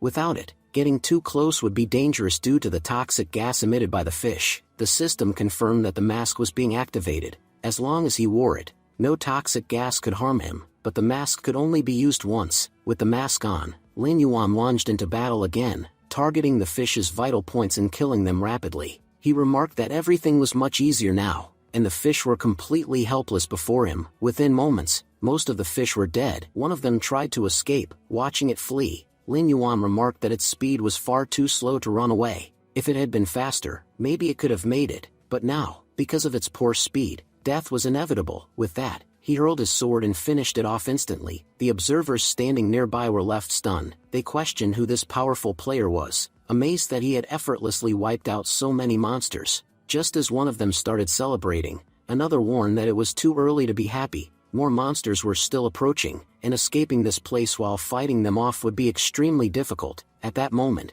Lin Yuan ordered his Thunder Scorpion to begin its attack. The Scorpion activated its lightning skills and unleashed a barrage of electric strikes, wiping out multiple fish at once. A shocked onlooker exclaimed that he couldn't believe what he was seeing. He hadn't expected any of this. The level gap between the fish and human players was immense. No normal human should have been able to take them down so easily. As Lin Yuan approached them, he asked who told them he intended to fight all these monsters. He explained that he knew defeating them all would take way too long, and he wasn't foolish enough to waste that kind of time. He told them they'd understand what he really planned to do in just 5 minutes. Just then, another team member pointed something out. He had noticed that all of the Thunder Scorpion's attacks were hitting the female fishes directly in the belly. He reminded the others that the female fish carried something inside their stomachs that, once released, caused the male fish to go berserk. Now, with so many female fish killed and their acidic contents spilled, the male fish had lost all control. They had started attacking everything in sight, even their own allies, without understanding what was going on. Lin Yuan thought to himself that the female fish carried eggs inside their bellies, and those eggs contained the power of gluttony. When the eggs were released, all the male fish became driven by one instinct, to protect the eggs. This instinct overrode all other logic, causing them to attack indiscriminately, whether it was a human, a monster, or even another fish. He explained, in his thoughts, that he had anticipated this behavior. By using the eggs as bait, he had successfully made the fish fight among themselves. Their sheer numbers had made it almost impossible to defeat them one-on-one. But with clever planning, he had turned the tide. Suddenly, a massive female fish charged toward Lin Yuan. The others shouted in panic, warning him to be careful. The fish seemed particularly furious because of him, and it was much larger than the others. Lin Yuan calmly said he had been waiting for her to show up. Now that she had come out of the mud, he finally had a worthy target. He sent his ghost wolf to attack her, mentioning that he had already dispatched 6 wolves to take her down, but she had still managed to escape their assault. It was a good thing she had come above ground. If she had stayed below, the wolves might never have stopped her. This was the kind of opponent he had been waiting for, someone strong and challenging. Eventually, Lin Yuan sliced the giant female fish into 2 pieces, and safely collected all the eggs from her body. Seeing this, the other players asked in confusion what he intended to do next. Lin Yuan warned them to step away from the rock they were hiding behind and instead take cover near the large boulder behind it. He told them he was about to do something extremely dangerous. As they moved away, the giant wolf placed all the collected eggs on top of a cliff and let out a loud roar, drawing the attention of all the male fish nearby. The moment their attention shifted, they completely lost control and charged toward the cliff. Lin Yuan thought to himself that everything was unfolding exactly as he had planned. The fish, acting without thinking, were rushing toward the eggs, and once they were all out in the open, eliminating them would be much easier. One of the players standing behind finally understood the strategy. He realized that Lin Yuan had used the female fish's eggs to lure all the male fish toward the cliff. Now, with them gathered in one spot, they could be wiped out all at once. He praised the Great Lord, calling him not just a brilliant fighter but also a strategic genius. Lin Yuan declared that now that the male fish were out in the open, he didn't even need to get involved directly. He ordered the kobolds to attack and finish them off. We then saw the kobolds swiftly killing the grounded fish. A shocked knight pointed out that the fish hadn't given up yet. They were releasing poison from inside their bodies as a final act of retaliation. Lin Yuan explained that this was exactly why he had told everyone to stay away. The air was already contaminated with poison, and now the male fish were releasing even more. The atmosphere had become toxic and extremely dangerous for humans. He warned that if any of them accidentally entered within a 5-meter radius of the fish, they'd definitely be affected. The most interesting part, Lin Yuan noted that the fish's blue poison was so dangerous that even they weren't completely immune to it. The poison they had released to kill others would eventually end up killing them too. Filled with relief, the remaining players rejoiced. Just a short while ago, they had believed they had no chance of survival, but thanks to the Great Lord, they were all still alive. Every fish in the area had been completely wiped out. As Lin Yuan continued walking forward, he muttered to himself that he only had one task left in this place, completing his quest and gathering loot. He also thought it was time to remove his mask since it had already helped him enough. At that moment, Lin Yuan took out his absorbing pot, thinking to himself how expensive it had been to purchase it. The unfortunate part was that he could only use it once. Still, he consoled himself by saying it would be worth it to fulfill Doug Wayne's request. The system notified him, "You have collected 100 grams of rotten gill fish oil." It explained that the oil had extraordinary healing effects. It could heal the body even after severe positive attacks. Lin Yuan admitted he had completely forgotten that killing these many fish would result in a reward. He was soon informed by the system that he had received an item called the Joker's Nose, a silver-grade artifact. It was an armor-type item, but it didn't possess any particularly impressive effects, just minor enhancements. He wondered sarcastically who would ever want to wear something like the Joker's Nose. Could the system not come up with anything worse? He concluded that the game developers probably added it as a joke, so players could walk around looking like clowns. He declared internally that no matter what unique powers it might have, he would never wear it. Just then, a man appeared from behind and exclaimed with excitement that Lin Yuan had found an amazing item. He said he had never seen such a cool artifact before. It even moved and glowed on its own. He insisted that wearing it would make Lin Yuan look incredible. Shocked, Lin Yuan asked if he truly liked it. The man happily confirmed and called it a unique item. He offered to buy it, saying he would pay any price. Money was no concern for him. At that point, the man's teammates stepped in and clarified to Lin Yuan that he should not misunderstand. Their captain was a strange person who loved bizarre things. Amused, Lin Yuan offered to gift the Joker's Nose to him, saying he could keep it. Overjoyed, the man offered to pay him in return, but Lin Yuan politely declined. The man started crying, declaring Lin Yuan an angel who had saved his life and given him such a magnificent artifact without asking for anything in return. He wondered if he would ever get the chance to meet someone like Lin Yuan again. Meanwhile, his teammates watched in disbelief, silently thinking their captain was a fool. Who would want to pay just to become a joker? If we were in his place, we'd never accept it. The scene then shifted to a church, where Lin Yuan poured the fish oil over Doug Wayne. The injuries began healing rapidly. Doug Wayne, shocked, asked how this could be possible. He admitted that he had never expected Lin Yuan to be able to collect the oil, but the boy had done the impossible. The system announced that Lin Yuan had successfully completed Doug Wayne's quest and would now receive a gold weapon as a reward, the Green Goblin Blade. Lin Yuan thought back to his past life. This very sword had been his first gold weapon. While it appeared ordinary, its hidden features were extraordinary. The blade possessed a special skill known as the Green Goblin Curse, which significantly boosted the user's abilities. It not only dealt physical damage but also attacked the soul, its soul damage being particularly deadly. The longer a fight went on, the greater the chance of victory when wielding this blade. He reminisced how, during his past struggles in the game, this sword had helped him survive the harsh desert. In fact, it was by using this very blade that he had become the most powerful mage in the entire desert, so powerful that no one could rival his magical powers. This was the same sword Doug Wayne had gifted him. At last, Lin Yuan felt he had repaid his debt to Doug Wayne. The system notified him again. "You have provided significant assistance to Doug Wayne. Your reputation in this city has increased by 1,000 points, and your reputation among the Lion Knights has increased by 500 points. Lin Yuan considered that reputation points didn't help in leveling up, but they did allow him to move more freely within the city, even in restricted areas that normal players couldn't access. As he was still thinking about all of this, another system pop-up appeared. It praised him for completing the quest excellently, stating that Doug Wayne now respected him. His affinity points with Doug Wayne had increased by 10.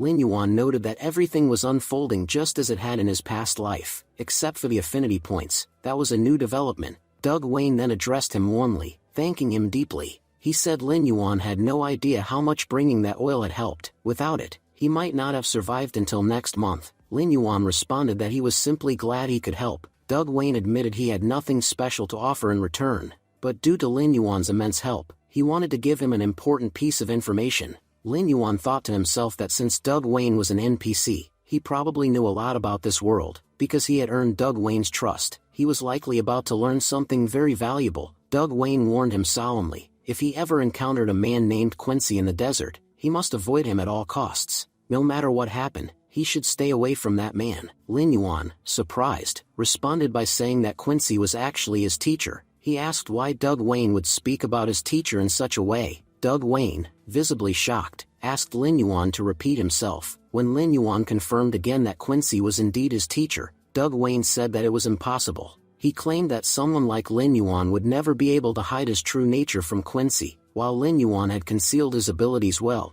Doug Wayne confidently declared that Lin Yuan was a necromancer. Confused, Lin Yuan asked how Doug Wayne had discovered this. He insisted that he had never revealed his powers to anyone and had made sure his identity was well hidden in this world. Even Quincy couldn't detect it. So how could Doug Wayne have known? Doug Wayne explained that before he was poisoned, he used to work for a group called the Lion Knights. The Lion Knights were directly commanded by the Emperor himself, and no one else had the authority to issue them orders. They carried out several secret missions for the country, one of which was to eliminate necromancers. To aid in this task, they were taught a special skill called darkness perception. This ability allowed them to detect the dark aura inside necromancers whenever one passed nearby. The closer a necromancer was, the more clearly they could sense them. Doug Wayne said that because Lin Yuan had been standing very close to him recently, he had been able to clearly sense the dark energy emanating from him, which confirmed that Lin Yuan was a necromancer. Lin Yuan then realized something. This meant Doug Wayne had known his secret identity for some time. He asked why. Even though he had been near him a few days earlier, Doug Wayne hadn't mentioned anything back then. Thinking to himself, Lin Yuan admitted he had never even heard of darkness perception. He had no idea that such a skill existed in this world. He was even more shocked to learn that necromancers were hunted in this world. As far as he knew, no other class was treated this way. Now, he was determined to find out why being a necromancer was considered such a threat. Doug Wayne responded calmly. He said that during Lin Yuan's earlier visit, he had been too weak to use his powers properly due to the poison, but now that he had healed, his skill had reactivated on its own, allowing him to clearly see the overwhelming dark aura within Lin Yuan. Doug Wayne added that it was fortunate Lin Yuan had encountered him. If it had been any other member of the Lion Knights, they would have attacked him without hesitation. Curious, Lin Yuan asked about something called the Lord of Darkness. Doug Wayne realized then that Lin Yuan knew almost nothing about necromancers, so he decided to explain how the world truly worked and why necromancers were feared. He began by saying that everything started in ancient times. In the immortal world, there were 5 gods whom people worshipped and revered. First, the god of light. Second, the king of moon shadow. Third, the goddess of nature. Fourth, the god of tides. And fifth, the king of spirits. These 5 gods had been worshipped since ancient times, and everyone believed that they were the only gods in existence. But according to Doug Wayne, that belief was false. In reality, there was a 6th god, one kept hidden from the world. His name was the Lord of Darkness. He revealed that the Lord of Darkness was also known as the immortal god, and among the 6 divine beings, he was the strongest of them all. In fact, it was said that even if the other 5 gods joined forces, they still wouldn't stand a chance against him. Doug Wayne explained that whenever someone possessed such overwhelming power, they naturally did whatever they pleased. The Lord of Darkness was no different. He was immensely proud and arrogant about his power, and in this world, he acted solely according to his own will. The other gods were not nearly as powerful, and as a result, neither were their followers. But the Lord of Darkness loved his followers deeply. He blessed his most loyal servants with immense dark power, power so potent that they could dominate other sources of magic. That was how a new class was born, necromancers. Unlike any ordinary class, necromancers had unique abilities. They possessed physical power like warriors and could also perform magic like mages. However, the dark powers they harbored eventually corrupted their souls. They began to see themselves as gods and acted with unchecked arrogance. Doug Wayne said the world had suffered greatly because of the followers of the Lord of Darkness. The bizarre powers of the necromancers had caused mysterious diseases to spread, plagues that killed countless innocent people, and to make things worse, the necromancers themselves became increasingly violent and destructive. They didn't just kill people, they enslaved their souls. They turned them into undead beings to serve them. Because of this, their very existence brought disaster after disaster upon the world. Humanity was falling apart. Eventually, the kingdoms realized that while the Lord of Darkness gave people great power, if the common masses began to follow him, it would lead to the world's destruction. That's why all the kingdoms united to ban his worship. Temples that once welcomed thousands of followers were destroyed. Armies of soldiers were deployed to wipe out those who worshipped the Lord of Darkness. Strict laws were enforced to make sure no one would ever follow him again. His history was buried, his name erased from textbooks, and even speaking about him became illegal. The people of that time understood clearly just how dangerous the greed for power could be. No matter how much you tried to reason with people, they knew that one day, someone would once again be tempted by it. To prevent that, they erased him from history, and began hunting down all of his followers, the necromancers. That was why so few people today even knew that necromancers existed.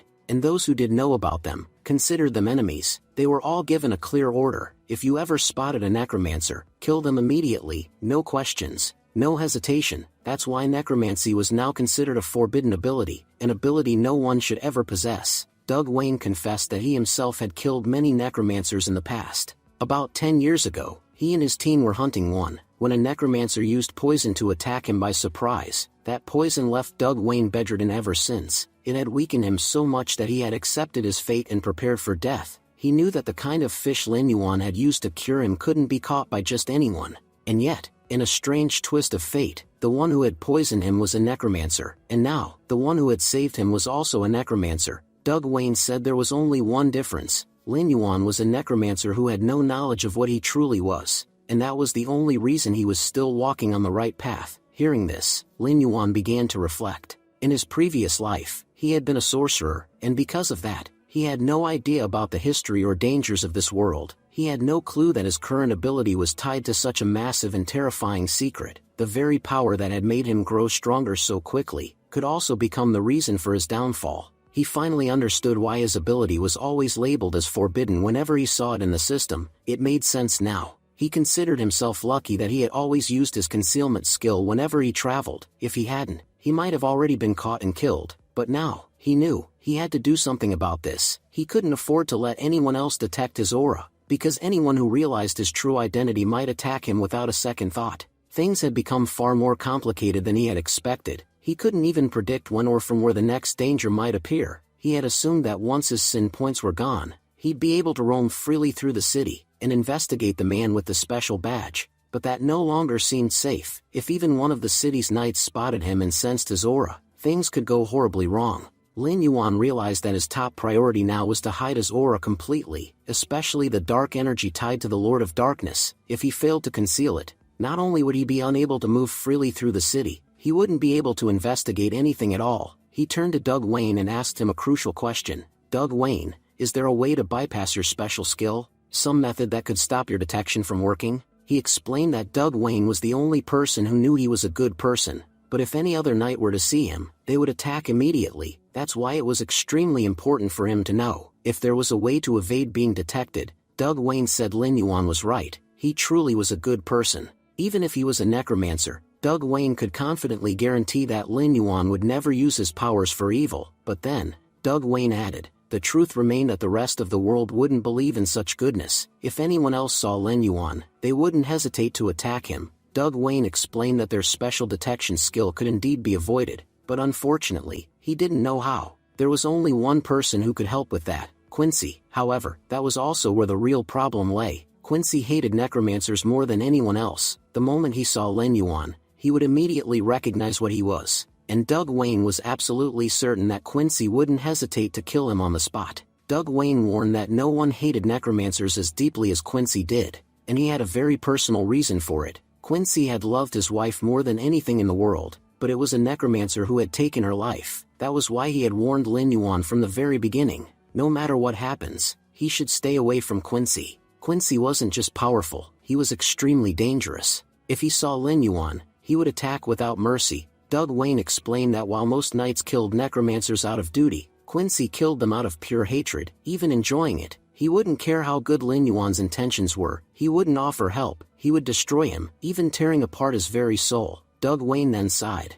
saying it was up to Lin Yuan to decide what he would do next. He only hoped that Lin Yuan would survive in this cruel world, and wouldn't run into more trouble. The scene shifted to the gravel desert. Walking through the desert, Lin Yuan remembered Doug Wayne's words. Doug Wayne had said, Lin Yuan, don't be crazy. I already warned you, but you're still going to Quincy. I'm not joking. He's extremely dangerous. The moment he finds out you're a necromancer, he'll tear your soul in half. All of us knights used to kill necromancers because it was our job, but Quincy did it out of deep personal trauma. No matter how good your reason is, he won't help you. Lin Yuan replied that he had no other choice. He was already standing at the crossroads between life and death. At this point, he might as well try at least once, before dying. Back in the present, Lin Yuan then reflected on the dark energy within his body. Because of it, he couldn't enter any city freely. Every city had numerous knights, and he had no way of knowing when or where one might spot him. The real issue was that he couldn't even leave the desert and enter a new region. If his forbidden class was causing problems here, there was a good chance it would cause even worse problems in other maps too. That's why he had to solve this matter as quickly as possible. He didn't have any time to waste. If he kept wasting time on these distractions, when would he finally become powerful? He didn't know what the man with the mysterious badge was doing, or how powerful he had become. He didn't know how many new followers the man had added to his evil god cult either. But one thing was certain: if Lin Yuan didn't act soon, everything would be destroyed again. Just like last time, as he was deep in thought, suddenly, someone attacked him from the side. Lin Yuan dodged quickly and shouted, "Who's there? Come out!" A group of people stepped forward, surrounding him. One of them grinned and said they had been looking for him for days. They joked that their shoes had worn out while chasing him across the desert. Just when they were about to give up, they had finally found him. Another taunted him, calling him a coward. He said that last time, Lin Yuan had escaped because they didn't have enough people with them, but now, their entire guild was present. He boasted that 30 of his brothers were standing right behind him, and challenged Lin Yuan to fight them all, if he had the guts. It turned out, these men were none other than Huang and Fei Hu. Huang declared that today, they were going to make Lin Yuan suffer a miserable death. He said Lin Yuan would soon be on his knees, begging for mercy. Fei Hu chimed in, reminding him that Lin Yuan hadn't shown them a shred of mercy when he attacked them last time. This time, they would take their revenge slowly. They said they would beat him so badly that he'd fall to his knees, crying and begging for forgiveness. He would plead for them to end his life, and the worst part? They wouldn't kill him. They would make sure Lin Yuan experienced a pain worse than death, something he could never have imagined. As he said this, Fei Hu began live streaming the fight. Meanwhile, in real life, viewers were commenting that it looked like the Bloodstained Guild was streaming again. One remarked that someone was definitely going to get killed by them today. Fei Hu addressed his viewers, claiming they were about to witness how his guild exacted revenge. He announced that they were about to tear a man into 1,000 pieces. As soon as he said this, the viewer count started increasing rapidly. Those watching the stream assumed that the Bloodstained Guild had found a newbie to bully. With 30 guild members ganging up on one person, many believed the newcomer stood no chance, no matter how strong he was. They called it unlucky for someone so handsome to get caught in this situation. A few even said that such a good-looking guy was about to die for no reason. Lin Yuan then calmly responded that both Huang and Fei Hu had been beaten like dogs the last time. He had thought they'd learned their lesson, but apparently not. He remarked that someone had rightly said, "Spare the rod and spoil the child." Lin Yuan said that he had cut off 2 empty-headed fools that day, and now, he'd have to take down 30 more. He smirked, saying it wasn't a problem, at least he'd finally get a warm-up, which he hadn't had in a while. Stream viewers were surprised by Lin Yuan's attitude. Despite knowing he was about to be killed, he was still acting cool and showing no signs of fear. Huang yelled at his men, asking what they were waiting for, and ordered them to attack. All 30 members began charging forward. Huang declared that Lin Yuan was going to be attacked from all directions. There was no escape. Just then, the system informed Lin Yuan that these attackers were making unprovoked assaults, meaning that for the next 15 minutes, even if he killed them, he wouldn't earn any sin points. He was free to fight without any penalties. Lin Yuan commented that 15 minutes was more than enough. Not just 30, he could probably wipe out 100 enemies in that time. With that, he summoned his army of undead soldiers, saying it was time for his warm-up. The soldiers began fighting immediately and were effortlessly defeating the enemy guild members. Huang instructed his men. Warriors were to attack from the rear, tanks were to move to the front and protect everyone, while mages and archers were to focus their attacks. Following orders, the mages launched their attacks, temporarily halting Lin Yuan's undead army. The archers began reducing their HP, which made Lin Yuan appear to be losing. Viewership began dropping. Some viewers commented that they had thought the newbie would be special, but he clearly stood no chance against 30 players. Everyone knew that summoners weren't very strong. Their summoned creatures were weak. People regretted wasting their time. Huang mocked Lin Yuan, saying that no matter what summoning powers he had, their guild had an unbreakable formation that allowed them to dominate anyone, anywhere. He taunted that Lin Yuan was about to lose, and he was enjoying watching him fail. But then, to everyone's surprise, Lin Yuan began laughing. He asked sarcastically if they were really waiting for him to lose, because they might be waiting forever. Huang was confused. Despite clearly losing, Lin Yuan was laughing. That's when the ground beneath the mages began to crack and collapse. The mages panicked, asking what was happening, realizing something underground was pulling them in. Suddenly, Lin Yuan's summoned kobolds erupted from beneath the earth, launching surprise attacks and taking down Fei Hu's men from all directions. Huang and Fei Hu were stunned. Just moments ago, they had been clearly winning,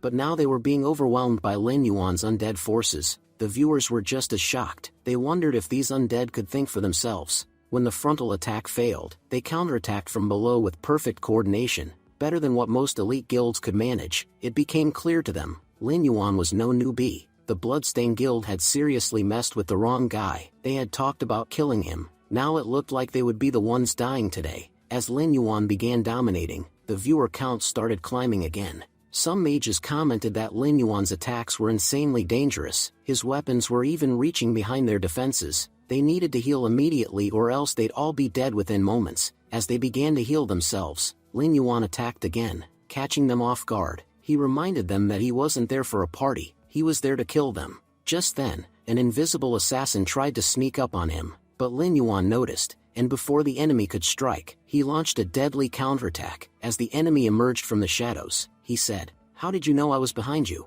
Lin Yuan calmly replied that only a fool would try to hide in the sand and think they were invisible. Everyone knew that stealth was useless in such terrain.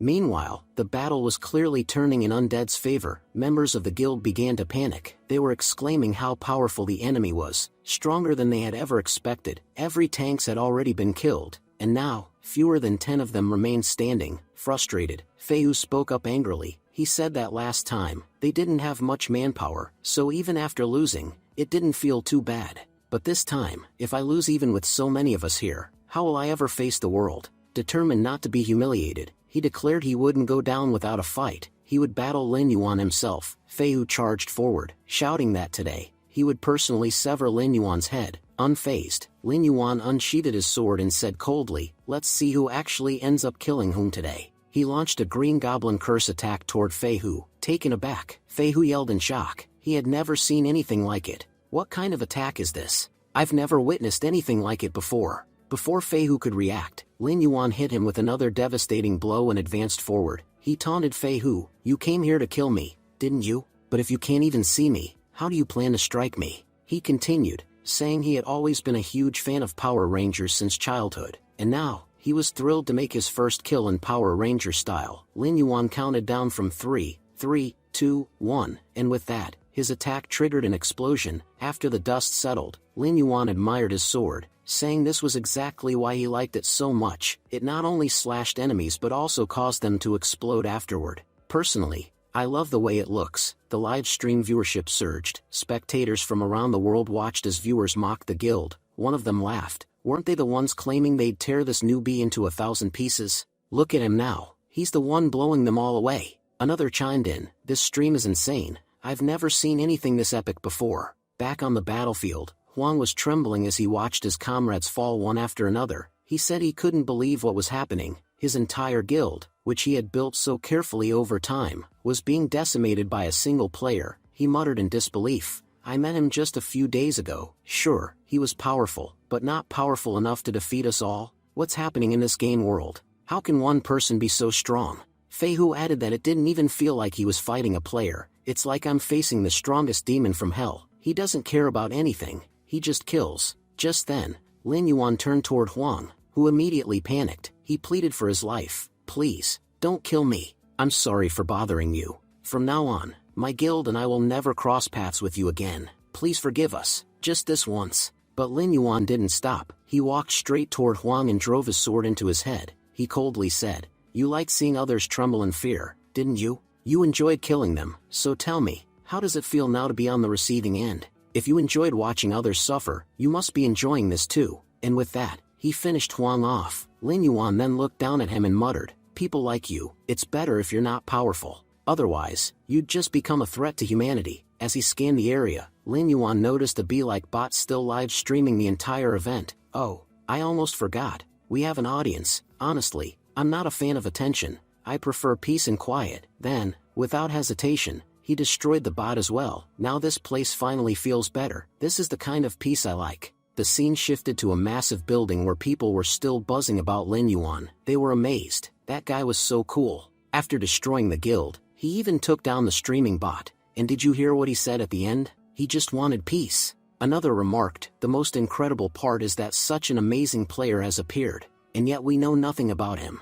A few others recalled that they might have seen this player before. Isn't he the one who defeated the first world boss of the game? No doubt about it, he's the hero of Gravel Desert. Many were becoming his fans. Someone even mentioned that the Mercenary Guild had sent him a S-rank invitation to join. The scene shifts, and we see a guy who is reading the game stream's chat. He whispered, "Lin Yuan, I'll remember you, we'll meet very soon." Scene shifts to Gravel Town. Lin Yuan's master was shown peacefully napping. As Lin Yuan approached, the old man opened his eyes and said with a smile, "Kid, you're back again. What do you want to learn this time? Last time you mastered the soul flame and other techniques. To be fair, I'm not teaching you anything today. I've got plenty of money and I'm exhausted. Come back tomorrow. I'll probably be broke by then, and maybe then I'll teach you something." Lin Yuan replied, "Master, I need to speak with you." At that moment, he cancelled his profession concealment. His identity as a necromancer was now clearly visible to everyone. Quincy, clearly annoyed, sneered, "So, you're a necromancer, and you have the guts to show yourself in front of me?" As Quincy prepared his attack, he recalled that over the years, he had dragged necromancers to their deaths, and had never met one who dared face him. He accused Lin Yuan of learning magic from him despite being a necromancer, and swore that this time Lin Yuan would not escape alive. Quincy unleashed a deadly attack, but before it could hit, Lin Yuan vanished. Shocked, Quincy realized that his lightning strike, one of the fastest magical attacks, had been dodged. He wondered how a necromancer could have evaded it. Suddenly, Lin Yuan appeared behind Quincy and placed a sword at his neck. He remarked that there was a time when Quincy had been extremely powerful, but in his current condition, he couldn't match him.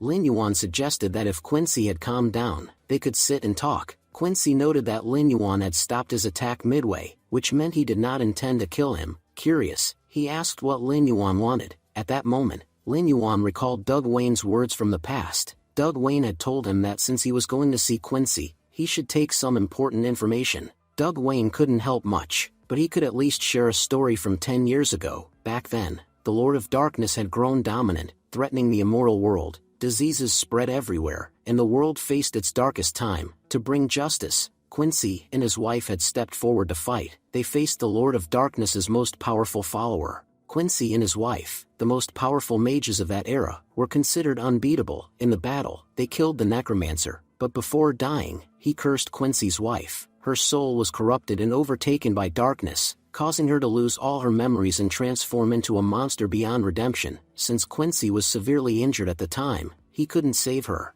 The only way to break the curse was to destroy her corrupted soul, which would restore her. However, Quincy lost his powers in that battle, so much that he couldn't even hold a sword. Everyone believed he was too weak to save his wife, and that he would live the rest of his life in sorrow, abandoning thoughts of revenge. Then one day, Quincy posted a mysterious mission. Anyone who could save his wife would receive his entire fortune.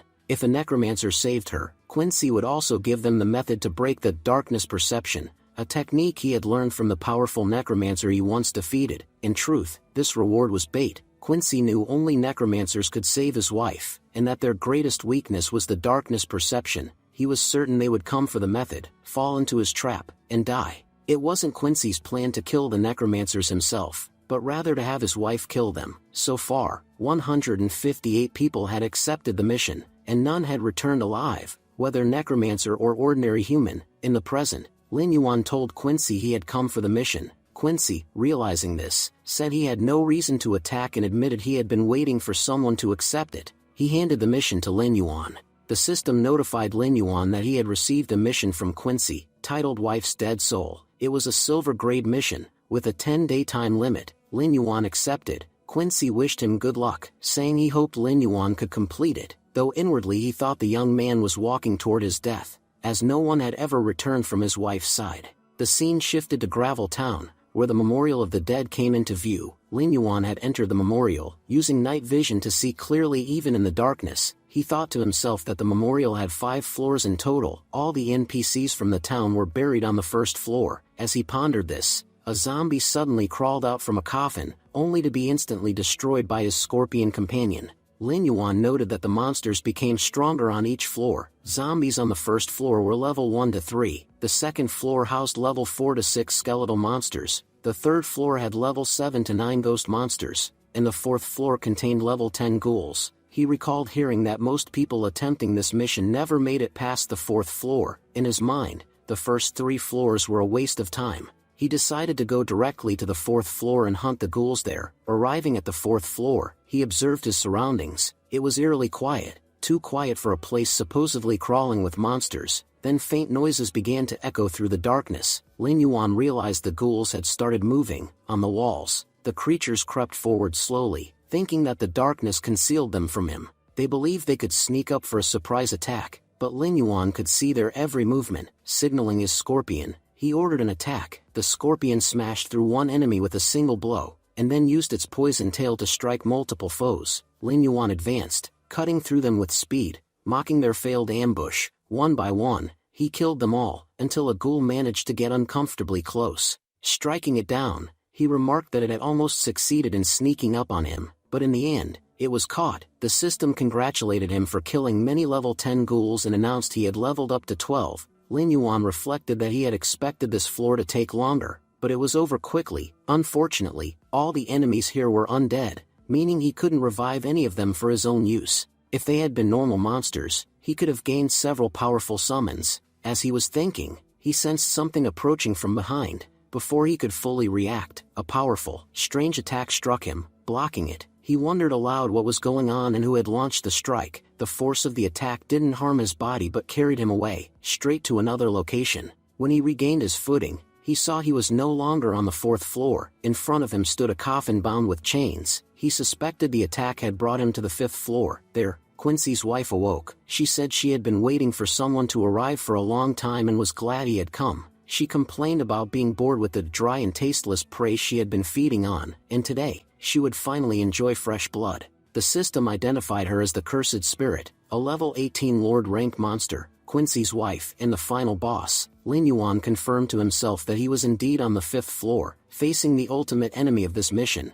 Quincy's wife taunted him, saying he looked young and would be especially enjoyable to devour. She threatened to tear him apart piece by piece and then launched a deadly attack. Lin Yuan blocked it with his sword. She followed up by using tentacles to strike again, but he skillfully dodged each blow. Lin Yuan realized that Quincy's wife's tentacles were coated in poison. Even a single accidental touch could weaken him severely during battle. Now he understood why no one who had come here before had ever survived. She wasn't just a level 18 monster, her attacks were also lethally dangerous. Destroying one of her tentacles, Lin Yuan declared that such attacks would not work on him. If she truly wanted to injure him, she would have to try much harder. With that, he severed all of her tentacles, forcing her to retreat. Regaining her balance, Quincy's wife grew furious. She cursed at him, promising that he would not leave alive and that she would end him completely. The system announced that the boss monster had activated a summoning skill, one that allowed her to call forth other creatures. Lin Yuan wondered if her summoning ability worked like his, perhaps summoning undead. As her power spread, skeletons began to emerge from the ground. Lin Yuan realized she was summoning not only the corpses buried in the memorial but also the remains of those who had once accepted Quincy's quest and died trying to kill her. If any of those people had reached this floor before dying, they must have been incredibly powerful. Soon, the chamber began to fill with countless skeletons. Lin Yuan recalled Doug Wayne's warning that 158 people had taken this quest and none had ever returned alive. If Quincy's wife had indeed summoned all of them, the situation could quickly become dire. Her summoning abilities were more dangerous than his own. She could even reanimate mere piles of bones with ease. Realizing the threat, Lin Yuan decided to summon his own undead army. He ordered his minions to block every exit so that no undead could escape, and instructed them to stop the enemy at all costs. He knew his forces were strong enough to hold back the zombies for a while. He then commanded his kobolds to activate their blood thrust ability and rain death upon their enemies. With the skill active, the kobolds became far more powerful than before. Turning to his thunder scorpion, he told it to show everyone what it could do. The scorpion attacked with tremendous force, causing the entire building around them to collapse onto Quincy's wife. But to Lin Yuan's shock, she emerged completely unharmed. It was then he remembered, she was a ghost-type monster. Physical attacks would have little to no effect on her, and using one had been a serious mistake. Still, he knew ghost types took double damage from magical attacks. That meant his green goblin curse would be highly effective against her. With that thought, Lin Yuan unleashed the green goblin curse at Quincy's wife, but she dodged every strike with incredible speed. Lin Yuan realized something was wrong. His attacks weren't landing, even though in their earlier encounters her speed hadn't been this high. It seemed she had grown much faster, now evading everything effortlessly. He worried that his green goblin curse might not affect her at all. Meanwhile, his undead soldiers were barely holding back the zombie monsters outside. If even one door broke and they poured in, fighting here would become impossible. He knew he had to defeat Quincy's wife before that happened,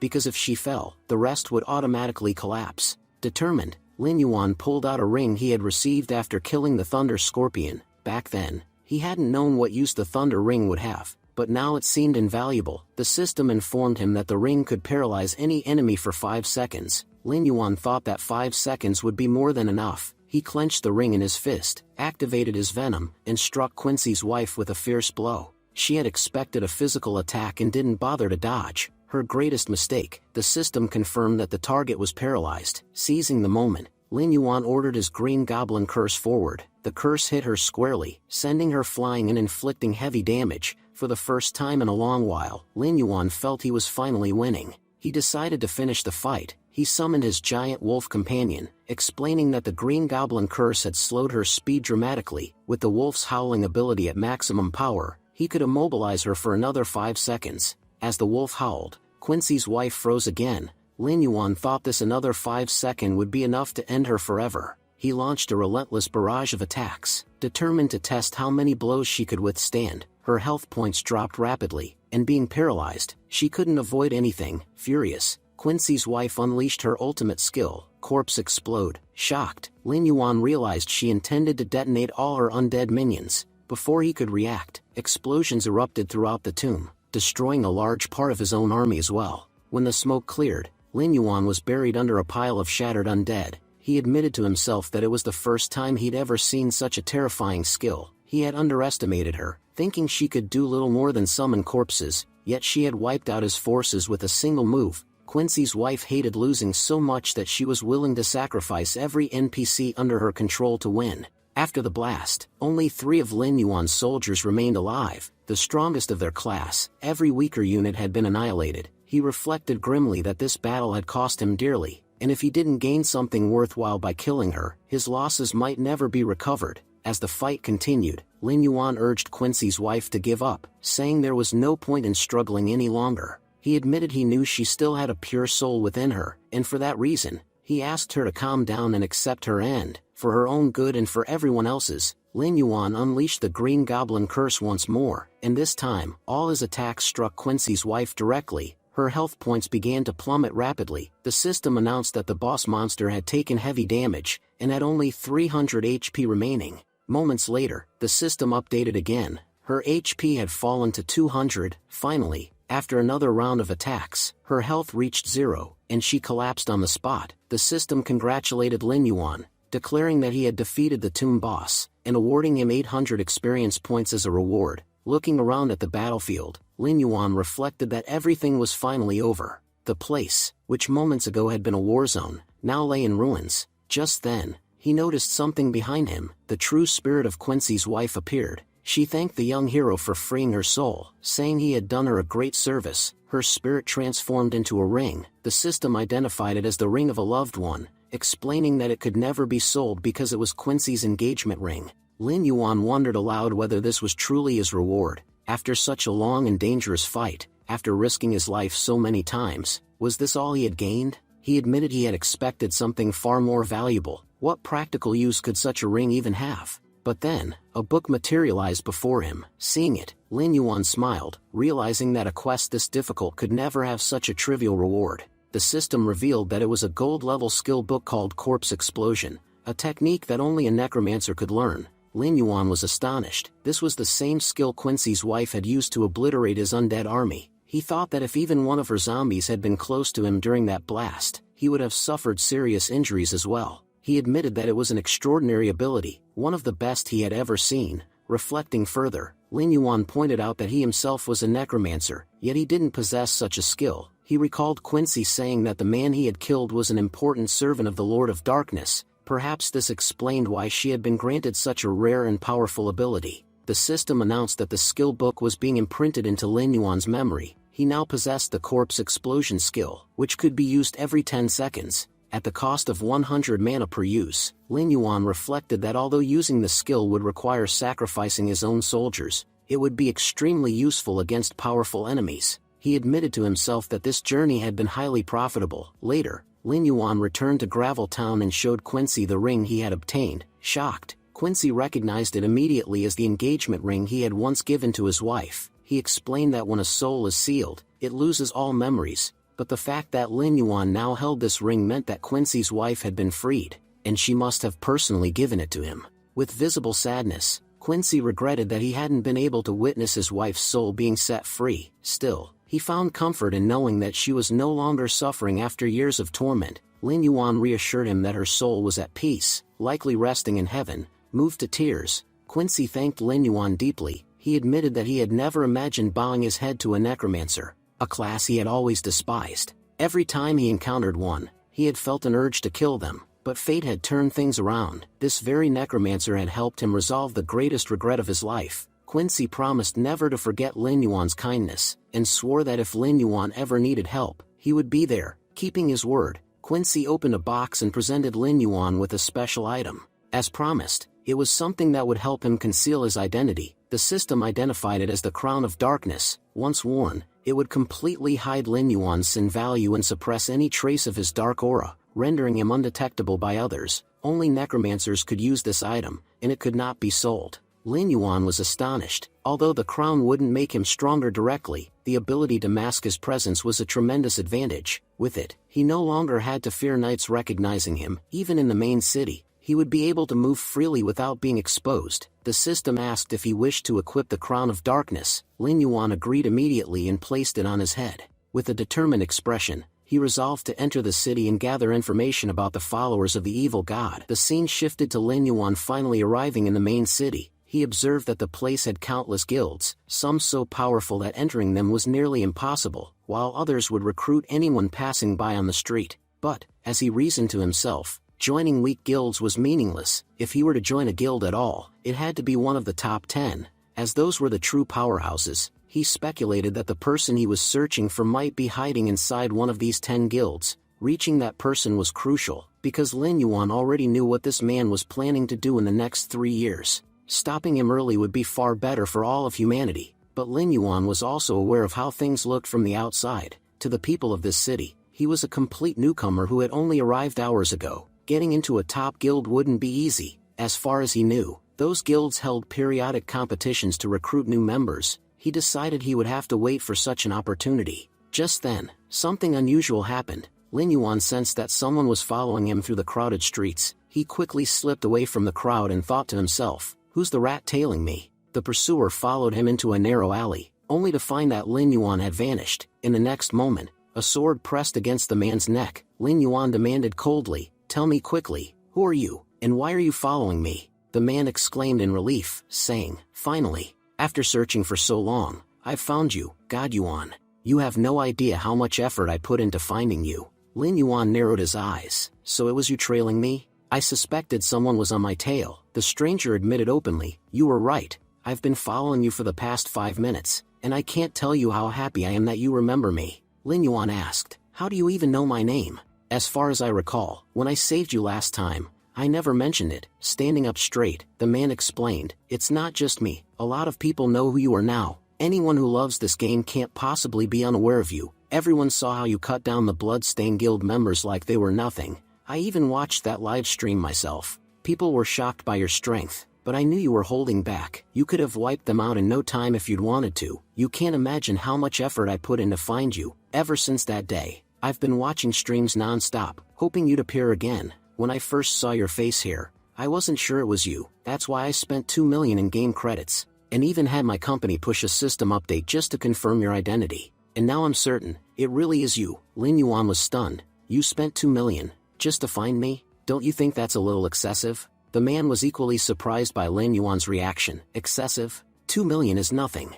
Honestly, in Han Corporation, we spend that much regularly to test the game systems. Thanks to you, I even discovered several issues in the game and fixed them, all for just 2 million credits." Lin Yuan was stunned. What? Did he just say Han Corporation? He recalled that Han Corporation was a $100 billion high-tech giant with a firm grip on the global market, the very company that largely controlled this game. Lin Yuan's thoughts turned sharp. If this guy has such a powerful background, then he must know far more about me than he should. Should I just let him walk away? Or, should I end him right here before he becomes a problem? He already knows too much. If he uses his influence to dig deeper, he could even find out I'm a necromancer. That would spell serious trouble. The man, completely unaware of Lin Yuan's dark contemplation, spoke cheerfully. God Yuan, I was so happy to see you that I forgot to mention why I came here. I wanted to ask if you'd form a team with me. Tomorrow, there's an S-rank hunt starting in Bloodskill Cabin. I've heard there'll be amazing monsters and rare items there. If we go together, we could gain a lot. So, what do you say?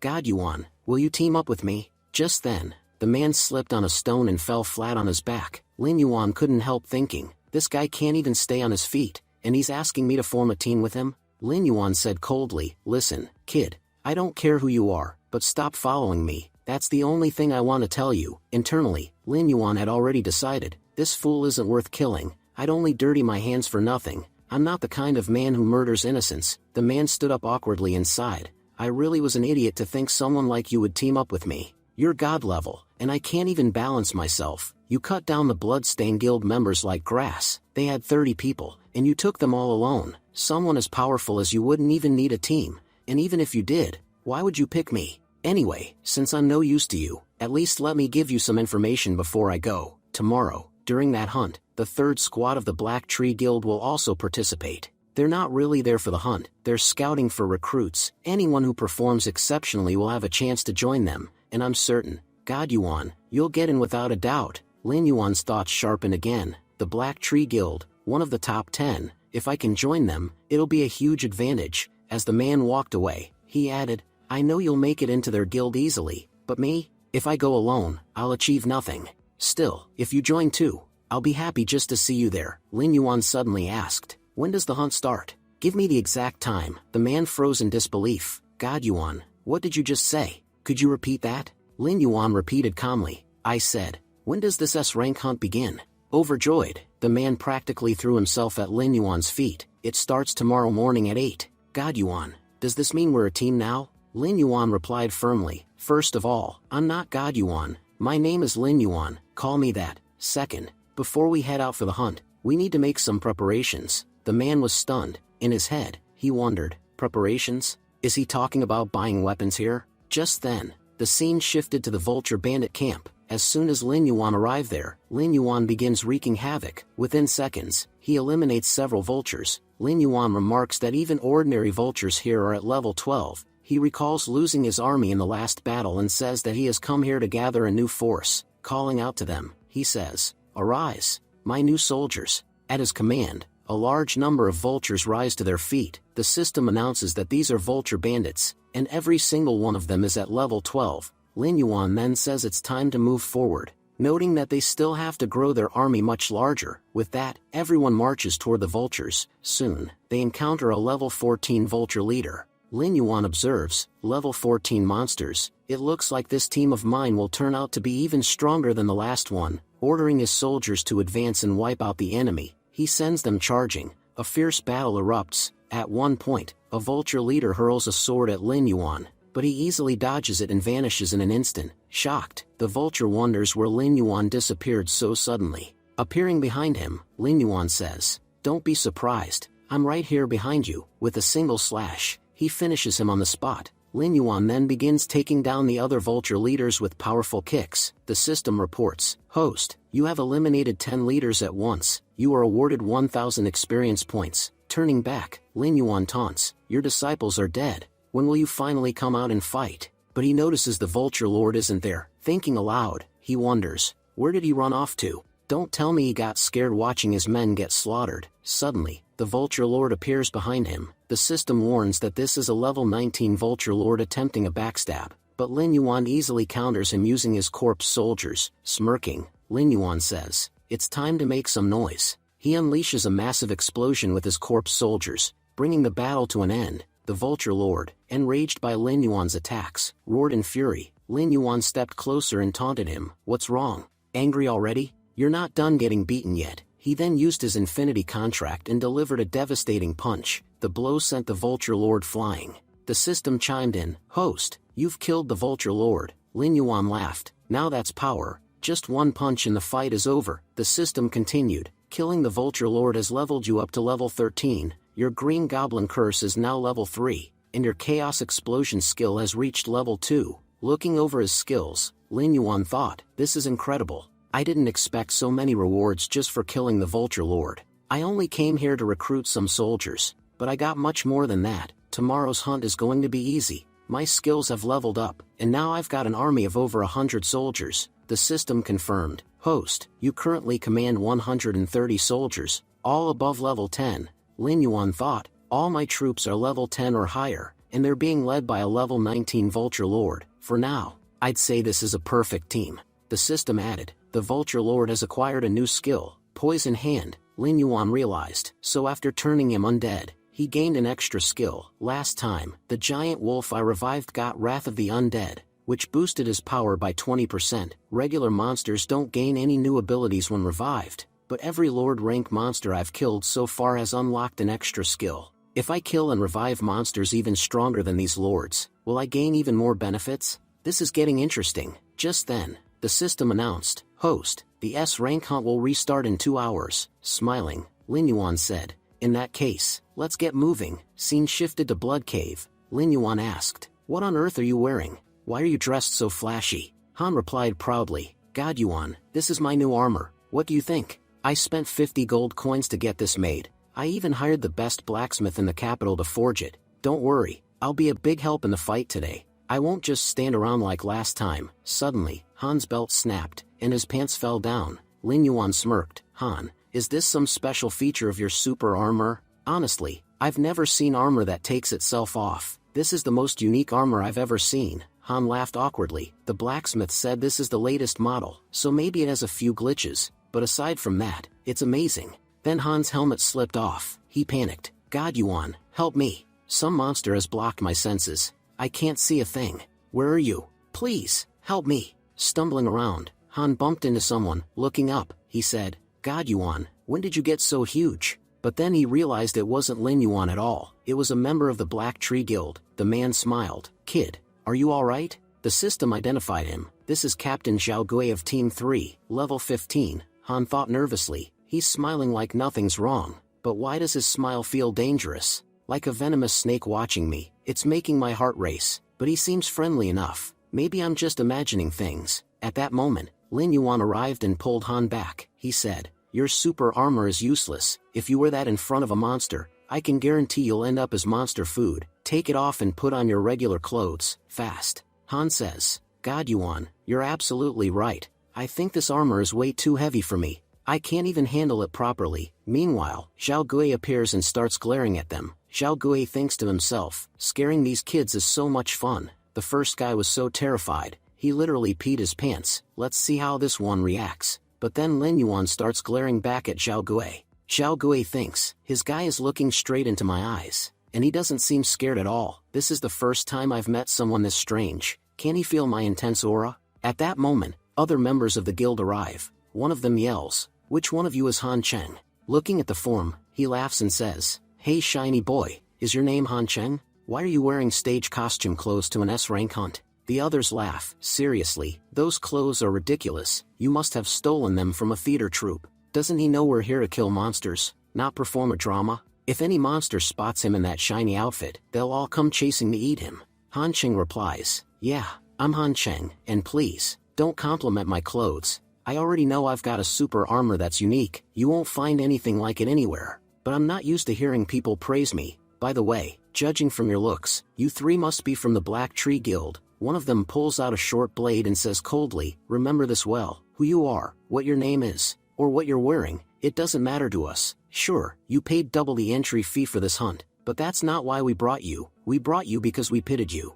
You've seen how rich people throw coins to beggars? In the same way, we powerful hunters are showing you mercy by letting you come along. Our captain is a kind man. If it weren't for him, we'd never have taken you. Got it? Or should I repeat myself? Lin Yuan thinks to himself, this jerk is really asking for it. If this weren't about the hunt, I'd beat him into the ground right now. Zhao Gui steps in. Junior brother, what are you doing?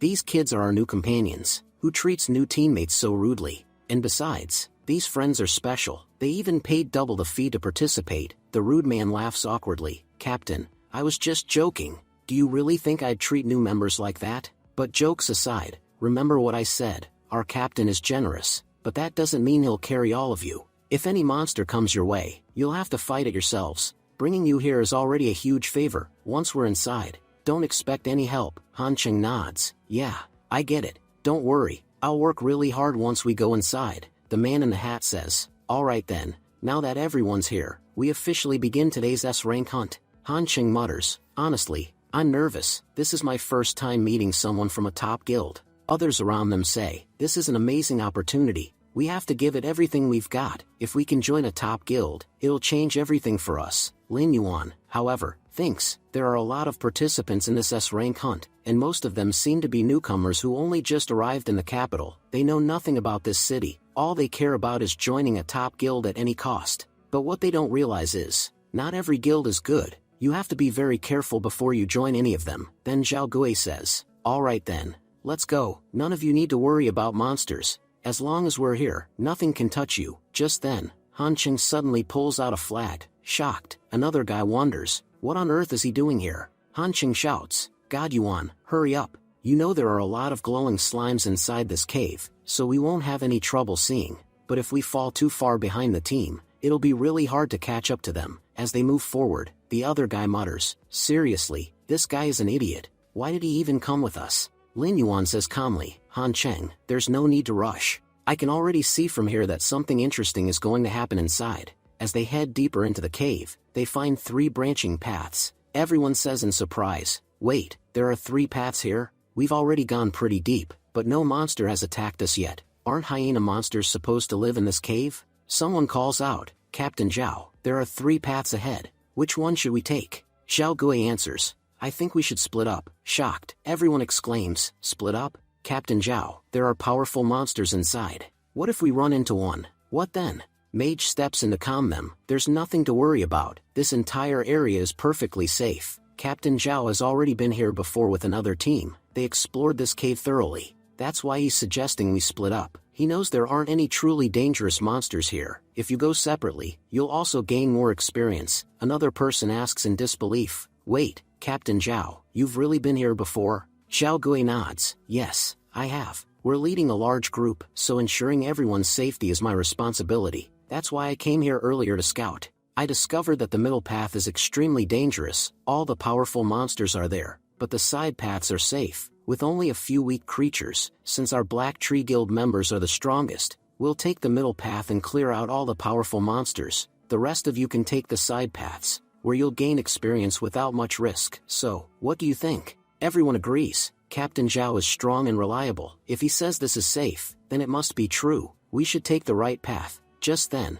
Lin Yuan speaks up. I don't care what you all do, but I'm going left. Zhao Gui replies. Sure, you can go. Choose whichever of the 2 side paths you like. The others whisper, what's with that cloaked guy? Why is he in such a rush? Is he trying to show off? We were still discussing which path to take, and he's already decided. Honestly, I don't trust these 2. That handsome one doesn't even look powerful. Let them take the left path. We'll all go right. Captain Zhao adds mockingly, seems like no one wants to follow you too. I'm the captain here, but I can't force anyone to go with you. You chose the left path, but no one else did. Are you still going? Lin Yuan replies coldly, these weaklings don't concern me. Let them go wherever they want. Fewer people on my path just means less crowding. Saying this, Lin Yuan leaves. Watching them walk away, Zhao Gui smirks to himself. These fools, whether they go right or left, only one thing is waiting for them, death. As they enter the left path, Han Cheng said to God Lin Yuan, have you noticed? Ever since we chose this route, the temperature's been dropping steadily,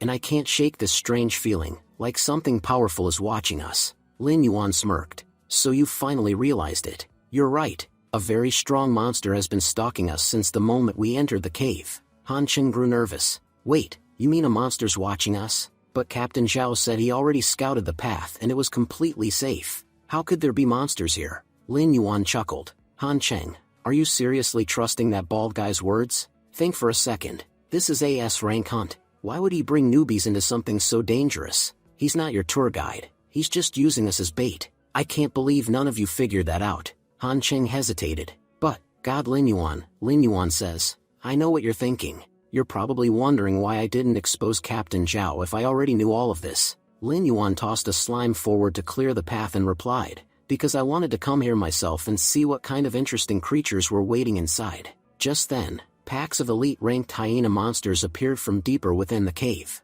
The scene shifts to the Black Tree Guild. They were effortlessly slaughtering hyenas with their powers. One swordsman laughed. "These things are fun to kill." Captain Zhao grinned. "We sent those idiots ahead to die first. They're distracting the monsters and weakening them for us. Once they burn themselves out, it'll be much easier for us to finish the job and take all the rewards." He added, "There's no way they can kill those high-level beasts, but they'll damage them enough that when we go in, we'll make huge profits with half the effort. So hurry up, clear your section, and then we'll move into their cave. Imagine them lying dead while we reap every bit of their hard work. That's the best part." Back on Lin Yuan's side, Han Cheng was shocked. He had expected these monsters to be a serious threat, but watching Lin Yuan's summoned beasts tearing through them effortlessly changed his mind. "These hyenas are all over level 10, but your monsters are crushing them like nothing. Last time we met, your army wasn't this strong, or this big. You've become way more powerful. Honestly, God Lin Yuan, you're amazing."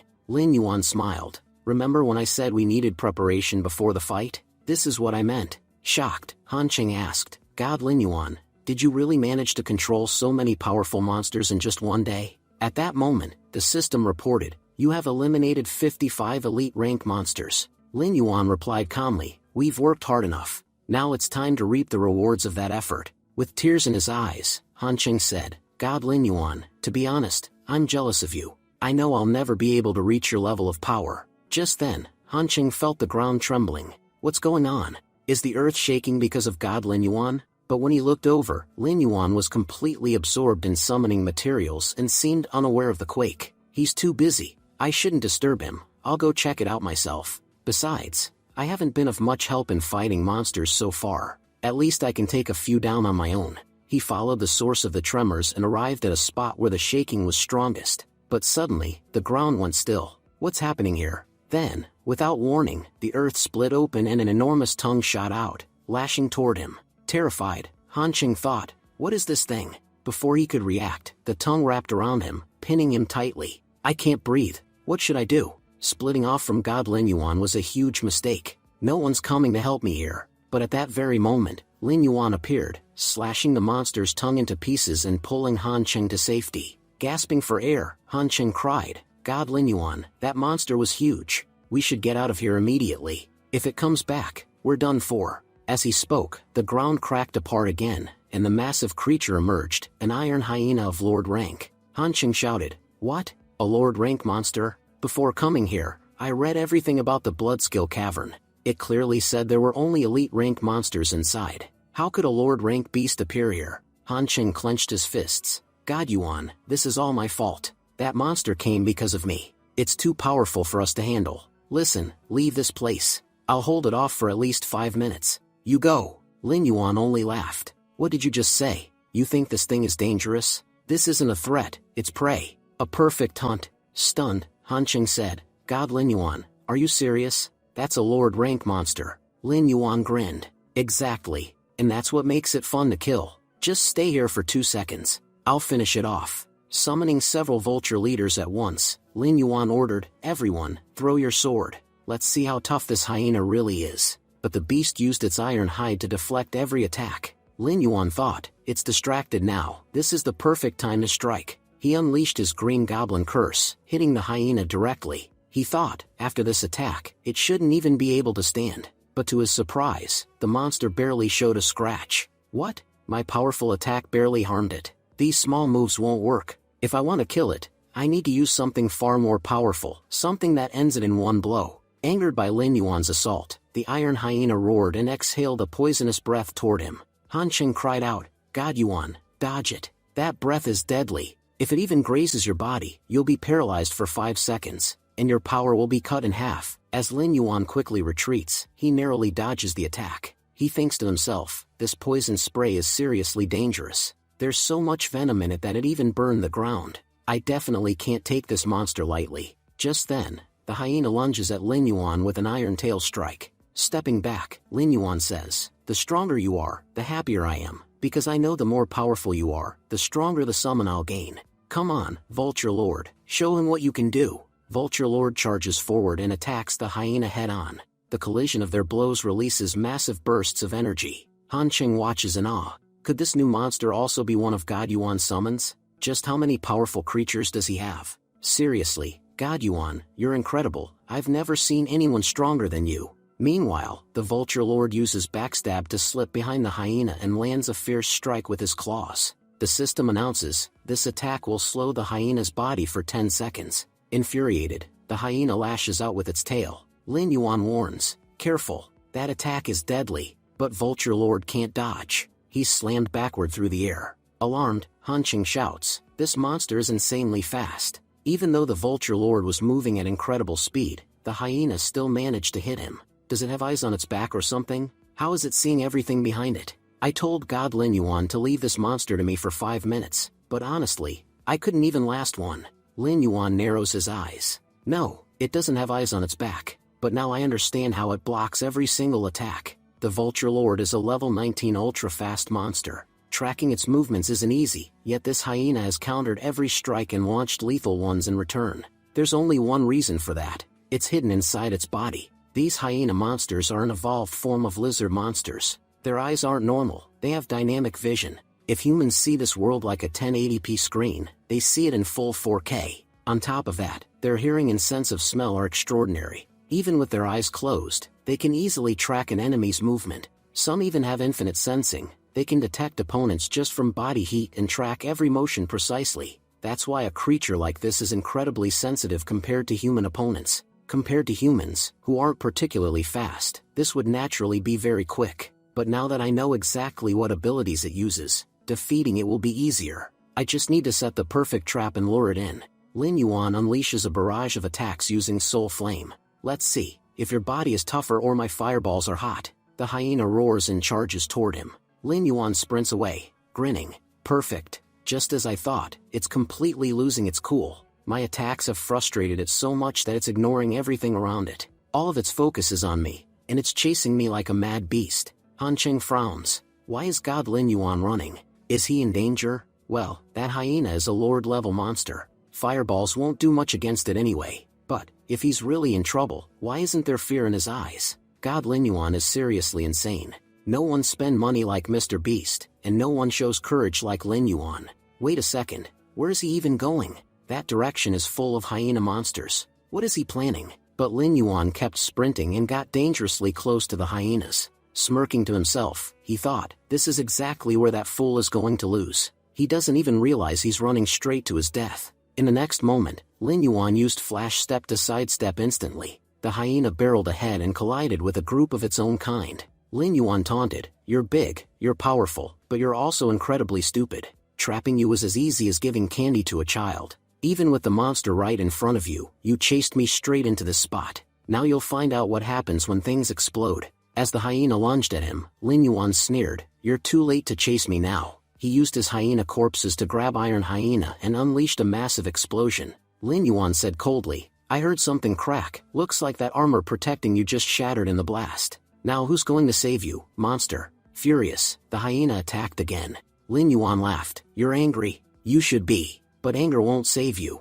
Your death has already been written. Leaping high, Lin Yuan summoned his Vulture Lord. He commanded, attack from the left. Lin Yuan himself flanked to the right, thinking, lizards have an amazing sense for detecting their surroundings, but their minds aren't fast enough to track two simultaneous attacks. If both of us strike together, this hyena won't stand a chance. It'll see us coming, it'll track our movements, but it won't be able to do a thing. The Vulture Lord rained arrows, distracting the beast. Lin Yuan praised, good work. All we needed was to distract this idiot, and that was too easy. Time to finish this with one final strike. This attack will tear through its health completely. Lin Yuan unleashed a deadly blow. The system confirmed, critical hit on Hyena Lord. HP reduced to 0. You have leveled up and reached level 14. Grinning, Lin Yuan muttered, even in death, this hyena gave me a huge profit. Coming here was definitely worth it. After a brief 5-minute break, Lin Yuan's undead army fully recovered its HP. He thought, during the fight, their health dropped significantly,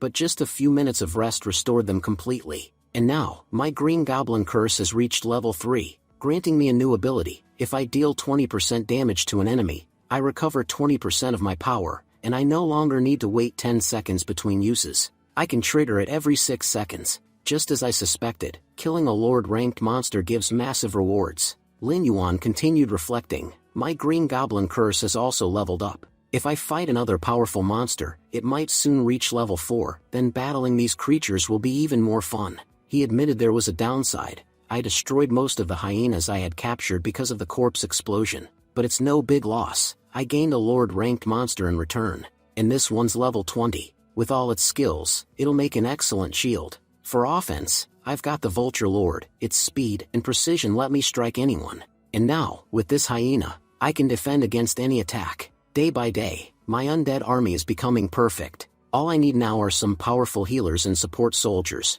and then my army will be complete. Just then, from the side, Han Cheng spoke up. God Lin Yuan, look at this. After killing so many monsters, we've collected some incredible loot. You know, this is the first time in my life I've seen such amazing treasure. I'm telling you, we should pack it up and leave. If we sell this outside, we'll make a fortune. I've never earned this much profit from a single hunt. Lin Yuan replied calmly, what's the rush to leave? Selling it won't give us nearly as much benefit as staying here. Besides, a few rats are still hiding in their holes. We're not leaving until we wipe them out. The scene then shifts to the central cave. There, members of the Black Tree Guild had already slaughtered a large number of hyenas. Xiao Gi laughed, this is incredible. We've never killed this many monsters in one hunt before. Honestly, I feel a whole new level of confidence after today. And the best part is, this is only the beginning.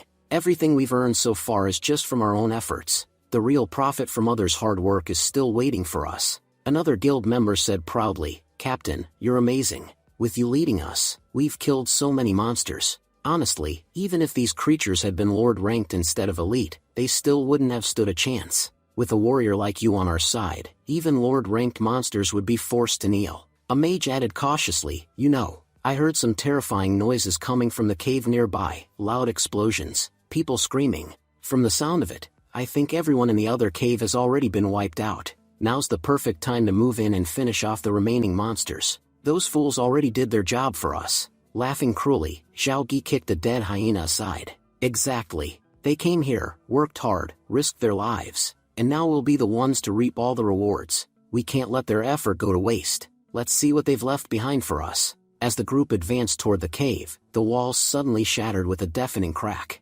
Stones burst outward, flying straight at them. Blocking the debris, they shouted in confusion, what's happening here? Why is this entire cave collapsing?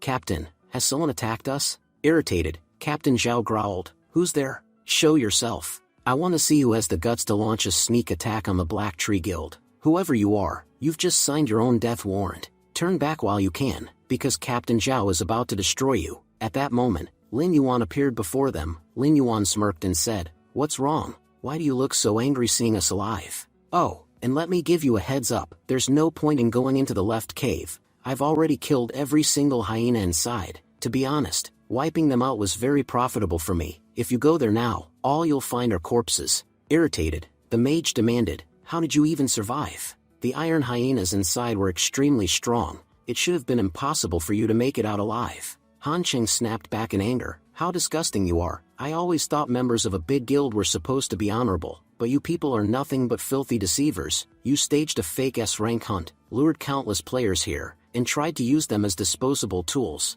Didn't you feel even a shred of shame doing something so vile? The swordsman stepped forward and laughed coldly. Shame? Why should we feel shame? Let me make it clear, we are members of the Black Tree Guild. If a few rookies die while working for us, so what? For you, dying for us should be considered an honor, and yet here you are, wasting time arguing with us. Xiao Gi, shocked, thought to himself, this is strange, how did these two manage to return alive? From what I know, all three caves are filled with large numbers of hyenas. Could it be that the left cave had fewer monsters, making it easier for them to escape? Maybe most of the hyenas were in the right cave, leaving those players unlucky. Otherwise, survival should have been impossible. Meanwhile, Han Cheng shouted, your shamelessness makes me sick. Don't you feel even a little ashamed of yourselves? But Xiao Gi thought differently. It doesn't matter how they survived, their words are beginning to irritate me. If we want to keep tricking people and carrying out our plans, then silencing them here is the only option. Instead of escaping, they foolishly came to confront us. That was their biggest mistake. Xiao Gi then stepped forward and sneered, I don't know how you made it out of your cave alive, but you're indeed lucky. Unfortunately, you're also fools for coming here instead of running away, and now, because of that, I'll have no choice but to end you, forever. With that, he launched a deadly attack. Lin Yuan quickly pulled Han Qing back, saving him just in time. The two then clashed, their powers colliding so violently that the cave trembled and began to crumble deeper inside. Xiao Gi laughed and taunted. "What's wrong? Weren't you bragging just a moment ago? But now that you've seen my power, are you scared? Honestly, I doubt you'll last even 5 minutes against me." At that moment, Lin Yuan unleashed his green goblin curse. We then saw Xiao Gi desperately dodging the incoming attacks. He thought to himself, how can a mere newbie possess such power? This is an S-rank hunt, only experienced hunters came here, and yet, this guy is still standing against me, truly unbelievable. When Xiao Gi glanced back, he saw no one there. Confused, he muttered, "Where did he disappear to?" Suddenly, Lin Yuan emerged from the smoke, launching a deadly strike. Xiao Gi blocked the blow and scoffed. "Do you think I'm some rookie who wouldn't notice such a pathetic sneak attack? I knew you hadn't run away. You were just waiting to use the smoke as cover to strike at me. You're lucky. Boy, many have stood before me, but very few lasted this long. Fortune must really be on your side." In the next instant, Xiao Gi vanished right before Lin Yuan's eyes. His voice echoed coldly, "Dreams are meant to be broken, and when you dream with your eyes open, all it earns you are broken bones. You came here to hunt prey, but now, you've become my prey." He suddenly appeared behind Lin Yuan and lunged at him. Lin Yuan turned, thinking, "I've wasted too much time." With a single strike, Xiao Gi sent Lin Yuan crashing backward. Startled, Han Qing cried out, "God, Lin Yuan, are you okay?" The swordsman sneered, "Don't worry about your god, worry about yourself. You won't be escaping from us." The mage added, "Exactly, beating an insect like you doesn't even require all of us. Just the two of us are more than enough."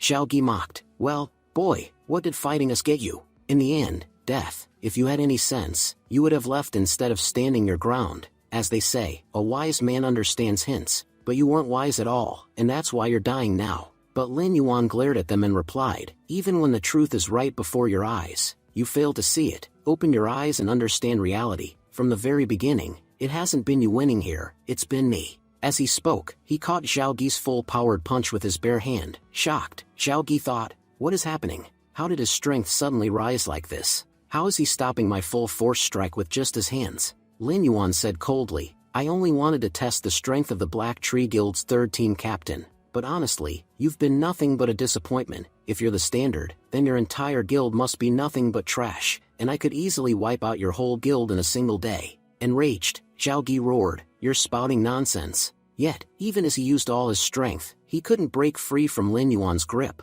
Lin Yuan smirked, "What's wrong? Use all your strength. A moment ago, when I wasn't even trying, you seemed powerful, but the instant I began using my real power, your strength completely vanished. Where did it go?" With that, Lin Yuan lifted Xiao Gi and slammed him to the ground with overwhelming force. Seeing this, even his teammates were left completely shocked. Xiao Gi growled, "It seems I underestimated you. If I had known you were this powerful, I wouldn't have wasted time with such weak attacks. But no matter, it's not too late. These next strikes will be enough to finish you off." The three of them then rushed forward together to attack. Xiao Gi shouted, "Open your eyes wide, this is your end." But Lin Yuan only laughed, "My soldiers, awaken. It's time to show these dogs their place." In an instant, Lin Yuan vanished, and his summoned creatures surged forward, restraining the enemies. The guild members, stunned, cried out, "What's happening? Where did these vulture monsters come from inside this cave?" At that moment, Lin Yuan struck with his green goblin curse, blasting Xiao Gi back through the air. Panicked, Xiao Gi shouted, "Wait, listen, let me make this clear. The three of us are from the Black Tree Guild. If you kill us, our guild will definitely seek revenge. Don't underestimate them. Even the strongest have been crushed before. Compared to them, you are nothing. Think carefully 100 times before you do anything reckless here." Lin Yuan paused as he felt something gripping his leg. Looking down, he saw Han Qing holding onto him tightly. Han Qing exclaimed, "God, Lin Yuan, you're incredible. Just a while ago, I was so scared I almost wet myself, but watching your power, it's amazing. I've never seen such a warrior before." Lin Yuan coldly replied, "Step aside. My work here isn't done yet." Then, turning back to the guild members, he said, "You praise the Black Tree Guild so much, but to be honest, it's not as great as it seems. From the outside, it might look powerful, but inside it's full of nothing but scum. Everyone knows that we players, if killed, will eventually return. What really matters are the equipments your guild has given you. Once I kill you and loot everything, how will you explain that to your guild members? They'll be furious with you. So stop worrying about me, and start worrying about what's about to happen to you." Xiao Gi thought nervously, this man is too clever, I should never have provoked him. Desperate, he pleaded, fine. Just tell me what price I must pay for you to let me go. I'll give you anything you want. Lin Yuan answered coldly, what I want is your guild's complete power list. I want to know how many members you have, what their professions are, and exactly what abilities they possess. I want every detail about each one of them. Lin Yuan thought to himself, in my past life, Evil God's very first follower had a strange ability, something no one had ever seen or even heard of before. Because of that, no one knew how to fight him. If this guild has even one member whose powers are unexplainable, then there's a high chance that person is that same follower. Xiao Gi said, why do you even need the power list? What are you planning to do with it? But before he could say more, Lin Yuan stabbed his hand. Lin Yuan warned coldly, you're in no position to ask questions right now. Just write down everyone's names and their powers quietly. Otherwise, the attack I made on your hand could just as easily land on your throat. Panicked, Xiao Gi quickly replied, yes, I'm writing. Please don't attack me. Soon after, Xiao Gi handed over the list to Lin Yuan. Looking through it, Lin Yuan muttered, there are quite a few members in this guild with special abilities, but none of them stand out. Not even a single one here could be the follower of Evil God. Looks like this isn't the guild where I'll find him. Xiao Gi nervously asked, boss, I've done everything you asked. Can my team and I leave now? Lin Yuan nodded casually. Yes, you may go. Relieved, Xiao Gi said, thank you so much. But the moment they turned away, Lin Yuan struck them down with a sudden attack, killing all three instantly. His voice turned cold as he said, I was going to let you go, but then I suddenly remembered the screams of all those people who died needlessly because of you. That made me change my mind. I felt like killing you myself. As they perished, all of their items dropped on the ground. Looking over the weapons, Lin Yuan remarked that one of them had been carrying a silver-type weapon, and that the others also possessed decent gear. He thought that if he sold them in the market, he could earn a good price. While he was still checking through the loot, Han Cheng noticed a number of untouched treasure chests nearby and pointed them out. He admitted that no one else had noticed them and asked if he could keep them. Lin Yuan told him he had already taken what he needed, and the rest could be his. But Han Cheng shook his head, insisting that since Lin Yuan had done all the fighting, he had no right to take anything for free. Instead, he offered to buy them. Lin Yuan agreed, telling him to take what he wanted. Han Cheng promised to transfer the money once he got home, and immediately gave Lin Yuan 54 gold coins. As Lin Yuan exited the cave, he reflected that he had finally reached level 15. However, despite so many battles, he still hadn't obtained a single piece of gold-ranked equipment. Most of his gear was only silver rank, and getting gold items was still extremely difficult. He resolved that his next goal would be acquiring gold equipment, knowing how crucial it would be in future battles. On the way back, Han Cheng hesitantly spoke up. He admitted that he had heard troubling rumors. The Black Tree Guild was dangerous because they took their grudges from the game into real life. If they lost in the game, they would resort to violence in reality. Han Cheng explained that he himself was safe, since the guild could not target him due to corporate restrictions.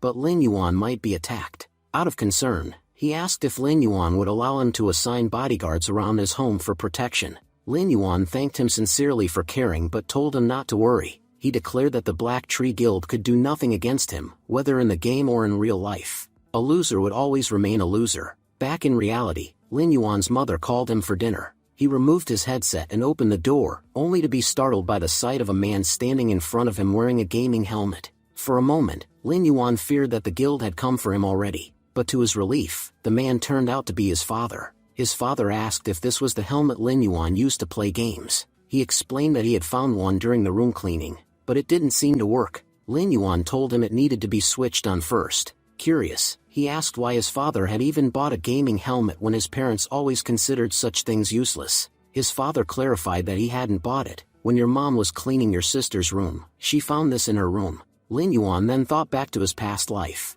His sister, Ten, had always pretended she disliked gaming, but in truth, she had played as well and had awakened long before him. Perhaps this was the moment in time when she would awaken again. Their mother interrupted, asking why they were still standing around when dinner was ready and the food was getting cold. Everyone sat down to eat together. While eating, Lin Yuan reflected that his parents still lived far removed from the world of technology and gaming. He realized he needed to bring them into the immortal world and use his resources to make them stronger. The world was on the verge of great change, and those without the game's power would be the most vulnerable. He decided that while he could protect himself with his current strength, if he wanted to safeguard his whole family, he needed to make them powerful too, so he told them that the game wasn't as difficult as it seemed, and promised to bring them helmets the next day so they could experience the wonders of that world for themselves. But his mother immediately refused. She insisted that they would never use such devices and forbade him from wasting money on useless things. Lin Yuan reassured her, saying the helmets weren't expensive, and that he already had enough money to buy them.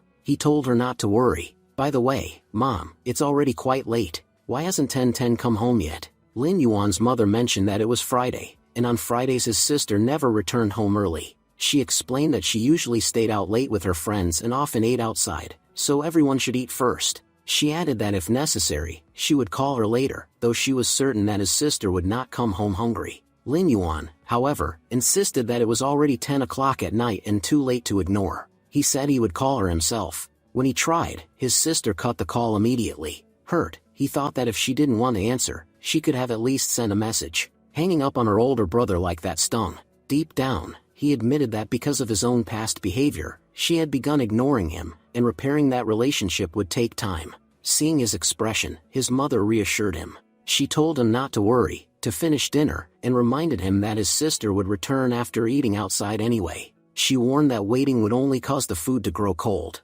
Lin Yuan suddenly stood up and told his parents to continue without him. He explained that he had forgotten to buy something important, and if he delayed any longer, the shop would close. He promised he would be back in just 5 minutes. His mother tried to stop him, pointing out that the food would go cold, but his father intervened, saying that if it was truly important, they should let him go. He then remarked with a sigh that he remembered a time when the siblings were inseparable, talking endlessly and enjoying each other's company. Now, despite living under the same roof, they behaved like strangers who no longer cared about each other. Lin Yuan's mother disagreed. She explained that her son was simply poor at expressing himself. She insisted she knew he still cared deeply for his younger sister and believed he was a very good older brother. As Lin Yuan headed downstairs, memories of the past resurfaced. He recalled a time when 1010 had come home badly injured. Alarmed, he asked what happened, but she snapped back, saying it was none of his concern since he only cared about his game world. She told him to stay buried in it and demanded that he never mention her injuries to their parents.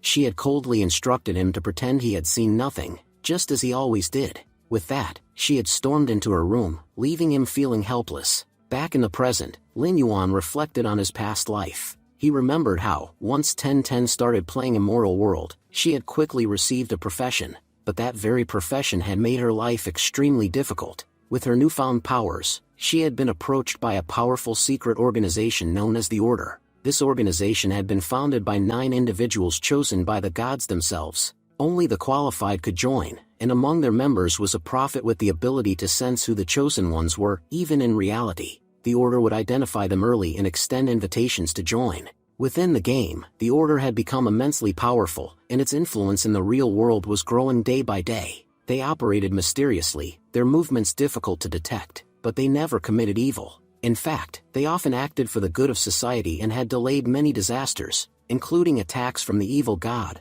long before they could strike. Lin Yuan remembered that the Order had invited his sister too, and once she joined, her life became unbearably difficult. To maintain balance in society, she had taken on dangerous missions that destroyed her personal life. There were times when she disappeared for days, with no one knowing if she was alive or not. He now hoped the Order had not yet approached her in this timeline, but if they had, he vowed that unlike the last time, he would not allow her to face it blindly. He would warn her in advance about the dangers of this world, so that every move she made would be careful and calculated. Thinking this, he stepped outside and noticed his sister sitting in a cafe with several others. He immediately realized his suspicions were correct. She had already awakened, and the Order had found her. From his distance, he couldn't hear their conversation, but he knew they weren't enemies. Even so, he felt it was important to listen. He decided that the time had come to use his powers in the real world. Activating his invisibility, he slipped into the cafe. His ability was at level 3, which allowed him to remain unseen for 5 full minutes.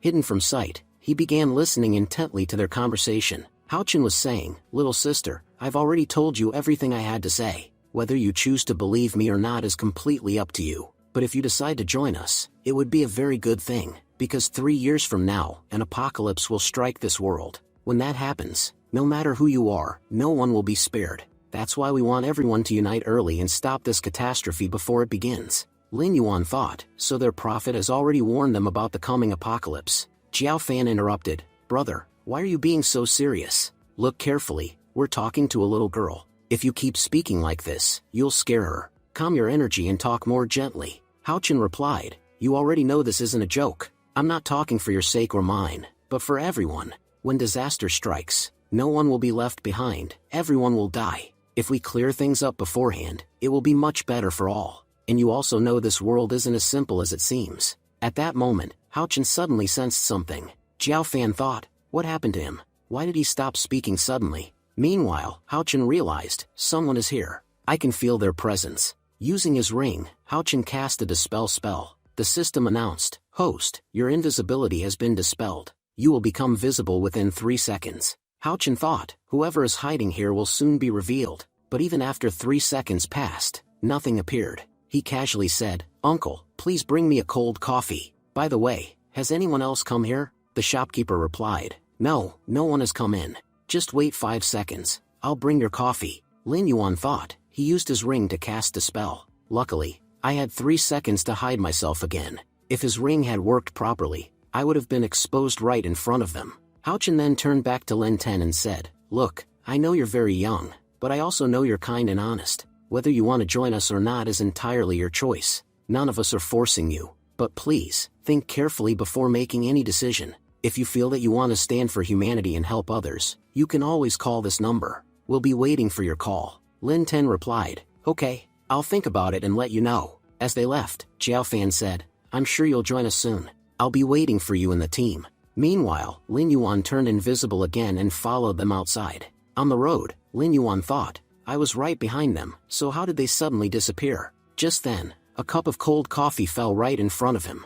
Lin Yuan thought, cold coffee? That means, he's here. Hao Chen said, I knew something was off. The coffee I threw stopped mid-air. That means someone is following us. The system again announced, host, another dispel has been used. Your invisibility will vanish in 3 seconds. Lin Yuan panicked, what's their problem? They're standing right in front of me and now my invisibility is about to vanish. I have to escape quickly, but even after 3 seconds, nothing appeared before Hao Chen. Frustrated, he said, what's going on here? I keep sensing someone following us, but every time I cast a spell, no one shows up. Maybe I'm just being overly sensitive. Jiao Fan laughed, see, I told you, you're always too serious. You should relax a little. Anyway, brother Hao, do you think that girl will join us? Hao Chen replied, until today, our prophet's words have never been wrong. And the prophet said that girl will definitely side with us. Whether it's today or tomorrow doesn't matter. Jiao Fan agreed, yes, that's true. None of the prophet's predictions have ever been wrong.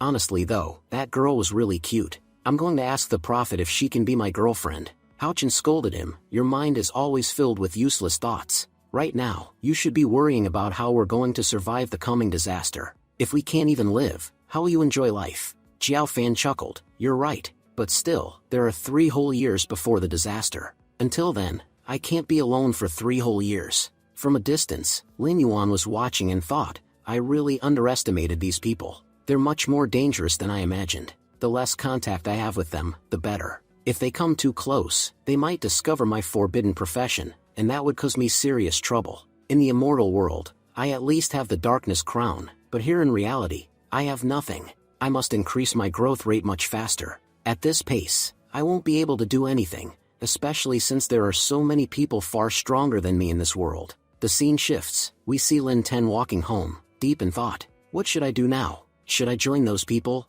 Suddenly, shocked, she exclaims, what are you doing here? Lin Yuan replies, I just came down to buy something. By the way, have you eaten? Lin Ten answers, no, I haven't eaten anything yet. Lin Yuan smiles, that's fine. I bought plenty for both of us. We can eat together. It's already late, and if mom cooks now, she'll just trouble herself for no reason. Let's eat what I bought instead. Lin Ten wonders, is this really my brother? This was the same person who never cared about anyone, who wouldn't even offer water to a dying man. How has he suddenly become so caring? Lin Yuan calls out, why are you standing there? Come on, let's go. The 2 siblings return home. Lin Yuan's mother scolds gently, I don't mind you going out with your friends, but look at the time. You even forgot to eat. Come sit quickly, I'll warm up some food for you. Lin Ten says, no, Mom, I'm not hungry. I'm really tired. I just want to rest. Mother replies, You haven't eaten either. Sit quietly, I'll prepare food for you both. As Lin 10 enters her room, she thinks, what's happening? Why has everything changed so suddenly? Ever since I started playing that game, things have become so strange. It feels like the entire world itself has changed, and I don't understand anything about it. Then we see a flashback from a few days earlier. Lin 10 was playing the game when a mantis monster suddenly attacks her team. The maid shouts, 10-10, run. You're the fastest in the group. We'll hold the monster back. Just escape. But the level 5 mantis attacks again, and the mage was severely injured. 10-10 refuses to leave. You're all badly hurt. You won't be able to stop this monster. The best option is for me to fight it while you use the chance to escape. As a swordsman, it's my responsibility to step forward. I'm sorry, but I can't abandon you. Despite her courage, her lower level makes the fight difficult. The mantis lands a terrible cut on her back. The system announces, Host, you have shown great courage. As a result, you are being granted a hidden class. You are now undergoing reawakening. Shocked, 10-10 says, what's happening? I feel a new power awakening inside me. She pushes forward and slays several mantis monsters. After defeating them all, she collapses from exhaustion. The system then declares, you have fully awakened. Your new profession is, Sword of the Dawn. Back in the present, 10-10 recalls, from that day onward, everything changed. I thought I was just playing a game, but I had no idea it would become reality. The powers I unlocked in the game, I can now use them in the real world. I've also met others like me, people who can use powers too. They told me a disaster is coming to this world, but how am I supposed to protect everyone? Do I even have the strength to become a savior? If even powerful people like them are worried, then what hope is left for ordinary people without powers? She sighs. Should I join them or not? I don't know. Honestly, I'm not even sure if I'm strong enough to protect everyone. But one thing is clear, I must become stronger, as quickly as possible, because I have a family I need to protect. A family I love deeply, one I will never let anything happen to. At the same time, we see Lin Yuan looking at the same family photo. He thinks, this house isn't very secure. If we were attacked in reality, Mom and Dad could be in danger. I need to find a way to move us somewhere safer. But if I spend too much time in reality, I won't be able to grow stronger. I have to balance both, ensuring my family's safety while becoming powerful, because I know the dangers that are coming. Life ahead will be tough for everyone. Until then, as long as I can, I'll keep them happy. The next day, Lin Yuan visits a property company. A saleswoman greets him, Sir, are you here to look for an apartment? Lin Yuan replies firmly, No, I don't want an apartment. I need a villa, one that's highly secured. Security so tight that no one can enter except family. The saleswoman thinks to herself, a villa? Everyone knows villas are extremely expensive. Can someone this young really afford one? The salesgirl says, Sir, do you know how expensive the kind of villa you're asking about can be? Highly secured houses are always built in premium locations, and their prices are extremely high. Lin Yuan replies, I don't know exactly how much such a villa costs, but I do have a no-limit card. I don't think I'd ever be short of money to buy even a villa. The salesgirl, shocked, checks his card. What? A limited VIP black card? Only people with a minimum deposit of at least 10 million are eligible for this. You actually own one, sir. You're practically a god of wealth. A villa is nothing for you. Please wait just 2 seconds. I'll show you the best villa in our entire office portfolio. Soon, Lin Yuan purchases the most expensive villa in the area, leaving everyone around completely stunned. Later, we see him bringing his parents to their new home. His mother, astonished, says, Did I hear correctly? Is this villa really our new house? We even have our own private pool. Honestly, I've only seen such homes on TV. This is my first time seeing something like this in real life. It's incredible. His father adds, Look at these rooms. Each one is larger and more lavish than our entire old house. This villa is truly amazing. But his mother worries, Lin Yuan, tell me honestly, how big of a loan did you take to buy this? Son, no matter what, don't take on a huge loan. You have a long life ahead of you. If you tie yourself down with debt, you'll only limit your future. His father agrees, your mom is right. There's no need for you to put pressure on yourself. Lin Yuan reassures them, Mom, Dad, you're misunderstanding. Honestly, I didn't put myself under any pressure. The truth is, I bought this house outright, without a single penny of loan. If you're wondering where the money came from, I earned it by winning many gaming tournaments. My gaming income is quite good as well. So please, don't worry about money. Your son earns more than enough. I've even built my gaming studio nearby. If you ever need me, just come there. Now you can live here comfortably, and I can continue my gaming without any problems. Hearing this, his father becomes emotional. I never imagined I'd live in a villa in my lifetime. Truly, our son is the best in the world. This dream wasn't even something we could dare to dream, yet our child has made it come true. His mother nods. You're absolutely right. The same boy who couldn't walk 2 steps without help has now bought a villa with his own efforts. I'm so proud of him. Lin Yuan thinks to himself, this happiness, this is what I always wanted to see on their faces. Yet I was once such a useless son who could never bring them joy. God, thank you so much for giving me a second chance. That evening, Lin Yuan was inspecting the villa's security. He says, I can confidently say that no matter how powerful a player may be, entering this villa will be extremely difficult. These company people did an excellent job, exactly as I requested. Now my next task is to somehow get mom and dad into the game and protect my family from the Order. The people of the Order aren't bad at heart, but I know their actions could bring danger to my family. Just as he was about to leave, a group of men suddenly appeared. They sneered, finally, we found you. Do you know how long we've been waiting here? Tracking their location was a real pain. Lin Yuan immediately recognized them. This must be that Black Tree Guild captain I defeated before. Han Qing did warn me they'd come for revenge. Looks like they showed up much sooner than I expected. Led by their leader Zhao, the group rushed forward to attack. One of them mocked, in the game, anyone can pretend to be a great fighter. But in real life, fighting is way harder. You don't have the same strength here as you do in the game. Last time, you acted high and mighty, and because of you, we suffered heavy losses. Let's see what you can do now, in the real world. Another shouted, brothers, go teach this bastard a lesson. Because of him, we lost so much. Today we'll make sure he regrets ever messing with us. He won't even be able to play games again after this. One thug laughed. Look at him, brothers. He's frozen in fear. His legs won't even move. If you were this scared, why'd you provoke us in the first place? You'll regret that mistake, because unlike in the game, here in reality there are no revives after death. At that moment, Lin Yuan calmly activated his invisibility skill. You guys sure love to run your mouths, but unfortunately, your bodies and your hands move far too slowly. With that kind of speed, how could you ever hope to hurt me? Before they realized it, Lin Yuan vanished from sight. Shocked, one man stammered, where did he go? In the next instant, Lin Yuan appeared right in front of Zhao and with just one punch, crippled him. He began striking down his enemies one by one. You really enjoy harassing people in real life, don't you? He taunted while beating them. Let's see how it feels to be on the receiving end. Today I'll break you so badly, you'll never dare bully anyone again. The gang panicked. How is he this strong? He disappears like a ghost and suddenly reappears to attack us. Pinning Zhao down with his rod, Lin Yuan glared. You came at me so carelessly, it seems you don't value your life at all. If that's the case, I can end it right now with one clean strike. He thought to himself, if I don't put them in their place today, they might attack again in the future, and next time, it might not be me they target. It could be my family. I can't allow that. Terrified, Zhao begged, Big brother, please forgive me. I was wrong, I swear. Don't kill me. I'm a good person. I promise I'll never bother anyone again.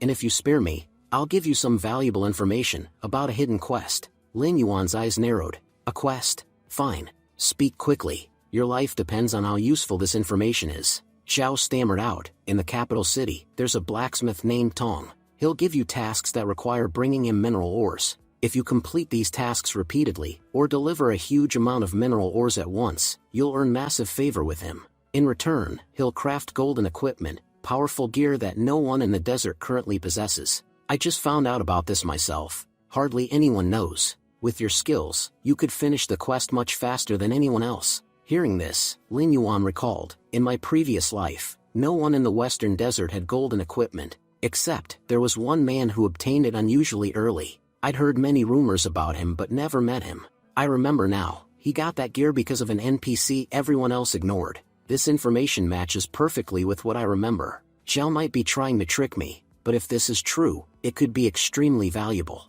Pressing the rod harder against Zhao, Lin Yuan warned, listen carefully. If your words are true, it'll be good for you. But if you're lying, it won't end well. In the game, I can crush not just you, but your entire guild with ease. And in real life, you've already seen my strength. Remember, I don't just have power myself, I know others just as powerful. If you ever pull another stunt like this, I swear I'll drag you out of your home and destroy your guild, not only in the game, but in the real world too. Stay away from me and my family. If I even see you near them, that day will be your last. And if you doubt me, just look at what I did to your friend here. That's exactly what I'll do to you. Terrified, Zhao quickly said. I understand now. I don't need to learn anything else. Big brother, please don't worry. I'll never step foot in this area again. Neither I nor anyone from my group will ever come near here. The scene shifts to a lodge inside the capital. We see people sitting around, eating and drinking in peace. Suddenly, Tong the blacksmith, looking shocked, exclaimed, Wait, what did I just hear? You're giving me 100 mineral ores all at once? Please, don't joke like that. No one has ever given me that many mineral ores before. But if you're truly serious, then Tong promises you this. I'll craft you an incredible weapon. And I'll do it completely for free. Lin Yuan thought to himself, so Zhao was telling the truth. The moment I mentioned mineral ores, Tong promised to make me a weapon. And everyone knows this isn't just any weapon, it'll be golden equipment. All I need to do now is mine mineral ores as quickly as possible and bring them to him. That way, I can get my golden equipment sooner. As Lin Yuan was about to leave the lodge, his eyes caught sight of a man harassing a young woman. The man leered, Hey beauty, where are you going? Come, sit with me. Let's have a drink together. Why are you running away? Fate brought us together. You can't just leave. You're too beautiful to walk away without sharing a drink with me. The woman protested. I don't even know you. Why would I sit with you? Let me go. I want nothing to do with you. Please, don't touch me. Somebody help me. This man is horrible. The man smirked. No one here is going to help you. And don't act like I'm some kind of villain. I just asked you to have a drink with me. If you agree, I promise you'll enjoy it. Watching this unfold, Lin Yuan narrowed his eyes at the thug. The man noticed his glare and barked, What are you staring at, hero? Think you can scare me by glaring? Don't try to play smart here. Leave, or I'll smash you to pieces. If you annoy me, I'll pluck out your eyes and play marbles with them. My name's Master Bang, and I've got a powerful gang. If I get angry, you can't imagine what I'll do to you. Before he could continue, Lin Yuan suddenly attacked, throwing him back. Lin Yuan said coldly, You really tested my patience. I was going to walk away quietly, but your disgusting words ruined my mood. Normally, I'd ignore trash like you, but now, I can't. The woman, relieved, smiled brightly. Wow, you're so handsome. Thank you so much for saving me. Would you like to have a drink with me? It would make me so happy. But Lin Yuan waved her off. No, there's no need. Honestly, you shouldn't drink anymore. You already seem drunk enough. She tried to follow him. Brother, wait. Why are you walking so fast? I can't keep up with you. Suddenly, she tripped. Lin Yuan quickly caught her in his arms, hero style. She gazed at him dreamily. Big brother, thank you again. You're just like a real hero. And, you seem like such a good dancer too. Lin Yuan sighed. What is she even saying?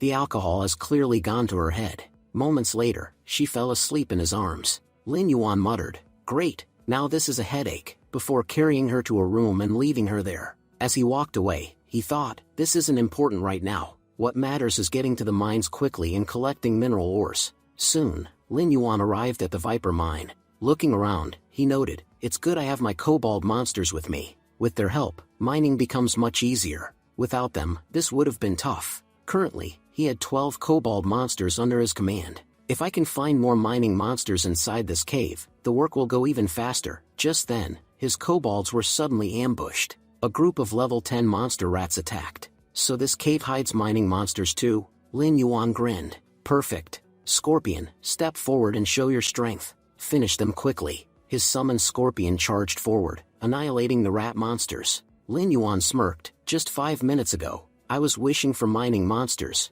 and now here they are. The more variety I have under my control, the easier future battles will become. With such forces, I can create countless strategies against my enemies. But suddenly, just as he finished, a massive explosion shook the mine. What now? Lin Yuan frowned. Something powerful is coming this way. From the shadows emerged a terrifying creature, the level 16 Rat Lord, the boss of this mining region. It wasn't alone, it had been chasing someone straight into the mine. Lin Yuan muttered, So this is the boss of the mine. Someone deliberately attacked it and lured it here. The stranger then launched an attack at Lin Yuan. While dodging, Lin Yuan thought angrily, What a scumbag. First, he brought a monster here, and now he's attacking me too. But then Lin Yuan realized, it wasn't actually an attack. Instead, it was a buff. The system message appeared, Host, you have received the Holy Armor buff. For the next 60 seconds, your defense has increased by 20 points and your agility has also improved. You are now 30% faster than before. Shocked, Lin Yuan exclaimed, What? That guy buffed me? So, he's a priest? But if he's really a priest, then why did he lure this monster here? Meanwhile, a bystander whispered excitedly, Wait, It looks like the boss monster is chasing that priest. Watching a priest fight a boss monster will be entertaining. There's no way a priest can handle a monster that strong. I should start a live stream, tons of people will tune in, and I'll make some money from the traffic. The priest, panicked, shouted at Lin Yuan, "Brother, forgive me. I didn't bring this monster here on purpose. I was just running for my life, and it chased me all the way here. I gave you a buff, you should be much faster now. Please, escape while you can. I'll take full responsibility for this mess." Soon, 15 viewers had already joined the live stream. People commented excitedly, "Unbelievable. A priest fighting a boss monster alone? This is going to be fun. Watching him get crushed will be hilarious." Lin Yuan, however, thought differently. Even though this priest is in serious trouble, he's still taking responsibility for his mistake. That shows loyalty. He then smirked. "Recently, I bought a villa and spent a lot of money. I need more funds. If I can kill this boss monster, I'll earn plenty. And since it came right to me, how could I ignore it?" The live stream viewership skyrocketed, climbing to over 130 viewers. People recognized Lin Yuan immediately. Wait, isn't that the guy who defeated the desert's first world boss? The one who wiped out an entire guild of 30 members by himself? If he's fighting now, this is going to be epic. Meanwhile, the boss monster closed in on the priest. The priest ran, cursing, "Damn it, just leave me alone. How far are you going to chase me?" Right as the monster was about to strike, Lin Yuan intervened, blocking the attack. The priest gasped in shock. "Who is this man? Why is he helping me?" The scene then shifted. Elsewhere, Xiao Gi was watching Lin Yuan's live stream. He muttered, "He's facing a boss monster head-on. Honestly, there's no shame in losing to someone like him. That bastard is practically a monster himself." Nearby, members of the Fury Guild gossiped bitterly. "The whole internet is obsessed with him. I don't get it. What's so special about Lin Yuan? Honestly, he annoys me. He pretends to take on these dangerous fights just to get famous, but there's nothing extraordinary about them." Another guild member chimed in, flattering their leader, "Boss, you're absolutely right. Compared to you, he's nothing. If you faced him, you'd crush him with one hand. Our Fury Guild is the best, and you're the strongest captain." Xiao Gi recognized the man they were praising, Madman, the Fury Guild's captain. Clearly, even Madman had watched Lin Yuan's stream, and it burned them inside. Xiao Gi sneered, "Talking big is easy, but when someone can fight a boss monster alone, that proves their true strength. I'll admit, as a guild, Fury is impressive when you fight together. But your captain Madman? He's nowhere near Lin Yuan's level. Killing a boss monster with a team is one thing, but doing it alone? That's a whole different league. No matter how much you brag, Lin Yuan is far stronger than Madman." Madman's face twisted with rage. "What did you just say, dog? Say that again if you dare." Xiao Gi calmly replied, "You're Madman of Fury Guild, right? I know my words sting, but this isn't just my opinion, the entire internet agrees. Everyone says Lin Yuan is way more powerful than you. Right now, all the hype is about him. People have forgotten about you. There was a time when everyone admired your skills, when people said Madman was a terrifying player, but ever since Lin Yuan appeared, you've faded into the background. To be honest, people barely even remember you now." Madman suddenly hurled a knife at Xiao Gi's throat. Furious, he shouted, "Why are you spouting so much nonsense?" Xiao Gi stayed calm. "I understand, you're angry, but if you want to vent that rage, take it out on Lin Yuan, not me. Attacking me won't change anything. You may have immense power, but if the world doesn't see it, people will call you weak. You were once a hero, even my favorite. That's why it pains me to see Lin Yuan surpass you. That's all I meant." Madman smirked. "So, you're one of my fans, huh? Interesting, and that Lin Yuan, he's still live streaming, isn't he?" A guild member quickly replied, "Yes, he is. He's streaming from Viper Mine." Madman clenched his fist. "Tell everyone in the guild to log in. It's time we show the world just how powerful we are. No one can steal our spotlight." Meanwhile, back at the mine, Lin Yuan was locked in combat with the boss monster. He called out to the priest, "You can leave now. The monster's full attention is on me. If you run, it won't bother chasing you." The massive rat-like boss lunged at Lin Yuan, but he swiftly dodged and countered, unleashing his soul flames to cut down the monster's HP even further. The live stream's viewership exploded, surpassing 1,000 viewers. The chat flooded with comments, "God, Yuan is incredible. Just watching his movements teaches us so much. I'm taking notes. Next time I fight, I'll copy his style." The boss monster tried to pursue Lin Yuan, but he summoned his wolves, slamming the beast hard into the ground. Lin Yuan mocked his foe. "You may be strong, but you're fighting without any strategy. keep attacking blindly like this, and even a child could defeat you. Not that it matters, because this is your end. With that, he delivered a crushing strike. Enraged, the boss threw all the summon wolves aside,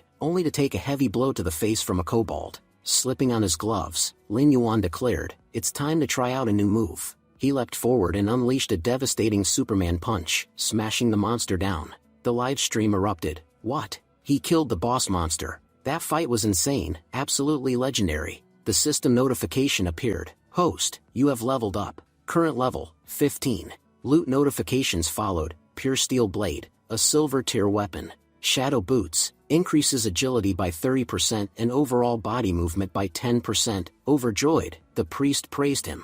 That was an incredible fight. Watching you, I finally understand. There's only one person in this entire game who can slay a boss monster so easily, and that's none other than God Yuan. You are God Yuan, right? Please add me as a friend. Together, we'll be unstoppable. You're already insanely powerful. If I buff you, our team will become invincible. Lin Yuan shook his head. No, I'm not God Yuan. You must be mistaken. The priest refused to believe it. Impossible. I've watched your streams countless times. Even if you were disguised, I'd still recognize you. Before Lin Yuan could respond, a sudden attack struck him. Blocking it, he growled, "Who dares attack me?" From the shadows, members of the Fury Guild stepped forward. Madman sneered, "I'm here to expose you. I want to see if this priest can truly recognize who you are. And today, we'll be the ones to crush you." Guild members rallied behind him. "We've gathered here just to kill this trash. Honestly, our boss could finish him alone. By coming here, we're giving him more attention than he deserves."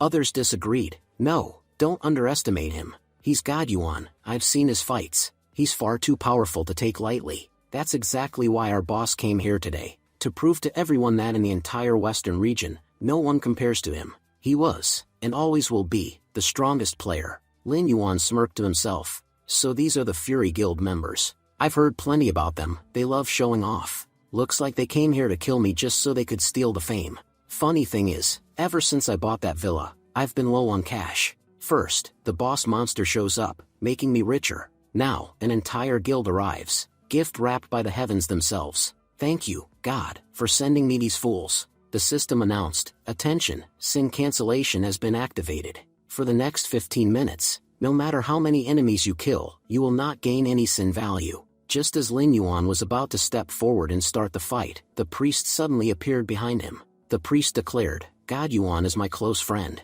If you dare to attack him, you'll have to get through me first. Today, my friend and I will fight together and show you what a truly powerful team looks like. God Yuan, don't worry. As long as I'm by your side, even all of them combined can't harm you." Lin Yuan frowned, annoyed. Why is he interfering? "Friend, listen to me, step aside. You don't need to involve yourself in this battle. I can handle them alone." Madman laughed mockingly. "You heard him, loser. Step aside. Even this so-called God Yuan is barely worth our time, so what are you supposed to be?" Lin Yuan had heard enough. He dashed forward and punched Madman straight in the face. "I don't have the patience to listen to trash talk. Shut your mouth and fight." The blow sent Madman flying backward. The live stream viewership skyrocketed once again. Excited viewers spammed the chat. "This is getting insane. It's Fury Guild versus God Yuan. This is going to be epic. Did you see that punch? Absolute perfection."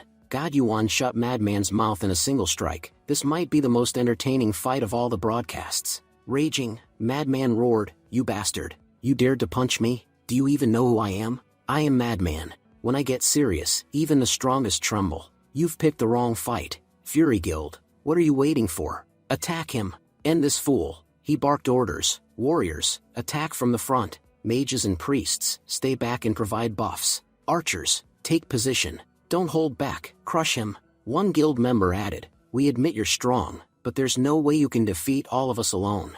Our entire guild together can kill you easily." But Lin Yuan suddenly vanished. The warriors shouted, "What? Where did he go? Does he have invisibility skills?" The mages panicked. "Quick, cast the spell." They began chanting, but before the spell could finish, Lin Yuan appeared right behind them. He whispered coldly, "Too late, I'm already here." With swift strikes, he eliminated 2 mages on the spot. Madman screamed, "Everyone, focus your attacks behind you. That bastard Lin Yuan is right there. Remember, he just fought a boss monster. His HP must be low. That's why he's avoiding a direct fight. This is the perfect chance to kill him. We have the numbers." Move now, we cannot lose. Spectators whispered among themselves, this is pathetic, nearly 50 guild members ganging up on a single man. They should be ashamed. God Yuan, we're rooting for you. Show them what you're truly capable of. These Fury Guild guys are way too arrogant. They need to be put in their place. Madman sneered, you've made a huge mistake showing off like this.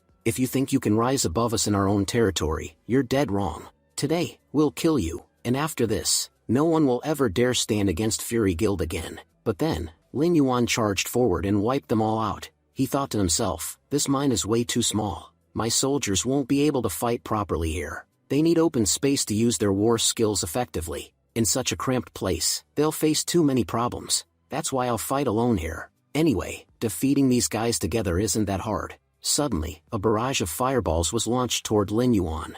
Viewers watching the stream started saying, the Fury Guild people are such cowards. The entire guild is fighting against just one guy, yet they still won't stop. They're completely obsessed with hunting down our god Lin Yuan. Lin Yuan escaped through the flames and moved into another cave. Fury Guild members shouted, look, that bastard is trying to run away. No matter how far this rat goes, we'll drag him out of his hole and kill him. We have worked very hard to catch this bastard. He shouldn't escape from our hands. Madman ordered, find him and bring him here. Just moments ago he was acting so arrogant, behaving as if he were a god. But now, that coward is running away in fear. After today, the whole world will know there's only one boss in this desert, Madman. But Lin Yuan was actually hiding on the wall above. He suddenly dropped down and delivered a powerful kick to Madman, sending him flying far away. Madman cursed, you bastard. Where did you come from? Now I understand how you've been surviving in this game. I'll admit one thing, you're very skilled at hiding. Lin Yuan pressed a blade against Madman's neck and said, a few moments ago, you were talking so much. What happened now? Why are you silent? Panicking, Madman screamed, where are you all? Come here quickly. He's right here. Lin Yuan coldly replied, they're not coming back. Death has already reached them. He continued, by the way, I want to know something. If your guild is destroyed because of you, won't your leader, Mad God, get angry at you? He might even blame you and throw you out. Madman refused to believe it. That's impossible. I admit you're powerful, but it's absolutely impossible for you to kill everyone at once. Just then, Lin Yuan summoned all his wolves and sent them toward Fury Guild members. Using his explosion skill, he blew them all up in one strike. Madman screamed, you bastard. What have you done? Lin Yuan answered calmly, I did exactly what you came here to do. You were my enemies, so I destroyed you all. The stream's viewership shot past 100,000. Viewers flooded the chat, saying, God Lin Yuan, you're amazing. This is what we expected from you. You single-handedly destroyed the entire guild. After killing Madman, Lin Yuan obtained an artifact. He said, I never thought killing such a useless guy would give such an incredible reward. Anyway, I'll quickly claim it and get out of here. So many people were watching the stream, surely, more players will be rushing here soon. I better leave before anyone arrives. The system announced, Bloodthirsty Double Blade, effect. Whenever you deal damage to an enemy, you will recover the same amount of health. Later, Lin Yuan met Tong. Tong admitted, to be honest, I underestimated you before. I thought you wouldn't be able to deliver so much mineral ore. But boy, you're truly capable. I hope in the future we can work together on many more things. The system announced, Tong's favorability has reached 100. He now considers you his friend. Lin Yuan thought to himself, Tong only needs 100 mineral ores per day, but if I want him to forge a gold item for me, I'll need to wait a long time. Giving it to him once won't be enough. I'll have to increase his favorability even more. Anyway, thanks to Fury Guild, I now have so many items that I don't even know what to do with them. If I sell them all to Hancheng at once, it'll cause him big trouble, but selling them one by one will also be a huge hassle. Still, I guess that's what I'll have to do, but I can't just focus on this. I need to find that follower of the evil god. If I don't, then my coming here will be meaningless. There's one good thing though. I remember that the evil god's follower had an ability to control snakes. If he could control snakes, then he must be going to places where powerful snakes live, and I happen to know one such place. If I investigate there, maybe I'll finally find some clues about him. Next, Lin Yuan entered the city sewers. He thought to himself, before coming here, I accepted a task from an NPC. The task is to kill 30 rats hiding inside the sewers. I took this task so that I could investigate the area. I know that snakes live inside the sewer tunnels, but honestly, I don't know their exact location yet. As far as I remember, there used to be a dungeon in this sewer, and inside that dungeon lived a very powerful serpent. Killing it would give an incredible reward. If I find it, my stats will increase significantly. So far, nobody knows about this dungeon. Those who discover it can get amazing rewards, and once word spreads, the crowd here will grow massively. Since I'm the first one here this time, I'll be the one to clear the dungeon, Lin Yuan thought, moving forward while killing snakes along the way. He realized, the snakes must be living in one of these rooms. It seems I finally know where they are. Suddenly, a massive explosion occurred. Shocked, Lin Yuan thought, something's wrong here. The snakes I've encountered so far were weak, but this one is extremely powerful, so powerful that the system only shows its level, nothing else. Level 60? Why is such a powerful monster in the sewers? This is just the early stage of the game. How can monsters be this strong? There must be something strange going on here. He realized that this level 60 serpent was far beyond his current strength. The difference between my strength and this monster's is enormous. If I want to survive, there's only one option, run. Lin Yuan activated invisibility and ran, thinking, I cannot afford to die now.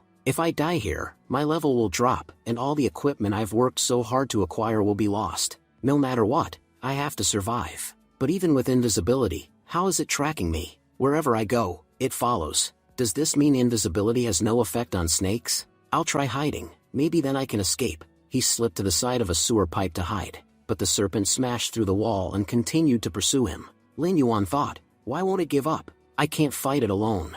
I'll have to call for help. He summoned his scorpion, thinking, no matter what this scorpion does, it can't harm the snake, but at least it will buy me some time to escape. Surviving here is absolutely critical. However, the scorpion couldn't stop the serpent for even a second. Lin Yuan panicked. I thought they could at least slow it down, but they can't do anything. And the snake is getting even closer. As a great man once said, we shouldn't put our hands into every hole. Not every hole has a mouse, sometimes, it has a powerful snake. Then he saw a hole leading to the surface. Lin Yuan thought, this looks like a way out. He jumped and quickly escaped through it. The serpent stayed behind, glaring at him from the hole. Lin Yuan realized, now I understand why it didn't come after me, even though it chased me here. No monster has the courage to enter this place where I'm standing. This is the imperial palace of the Han Dynasty, a place where all the powerful knights reside. Any monster entering here would be killed instantly, no matter its level. Powerful knights would emerge to eliminate it. That's why even this serpent doesn't dare to follow me. The serpent retreated, and Lin Yuan said, thanks to the Han Dynasty, I survived. The snakes and the Han Dynasty have been enemies for a very long time. The good thing is that the Han Dynasty is incredibly strong, which is why snakes are forced to hide in the sewers. They can't establish their dynasty openly. He thought further, if I hadn't entered their palace today, no matter how fast I ran, I would have been killed. One thing is clear, until I become powerful, I will never return to these sewers. And the day I'm strong enough to face it, that bastard snake will be just another one of my slaves. What happens next will be revealed in the next episode. Thank you for watching, stay tuned.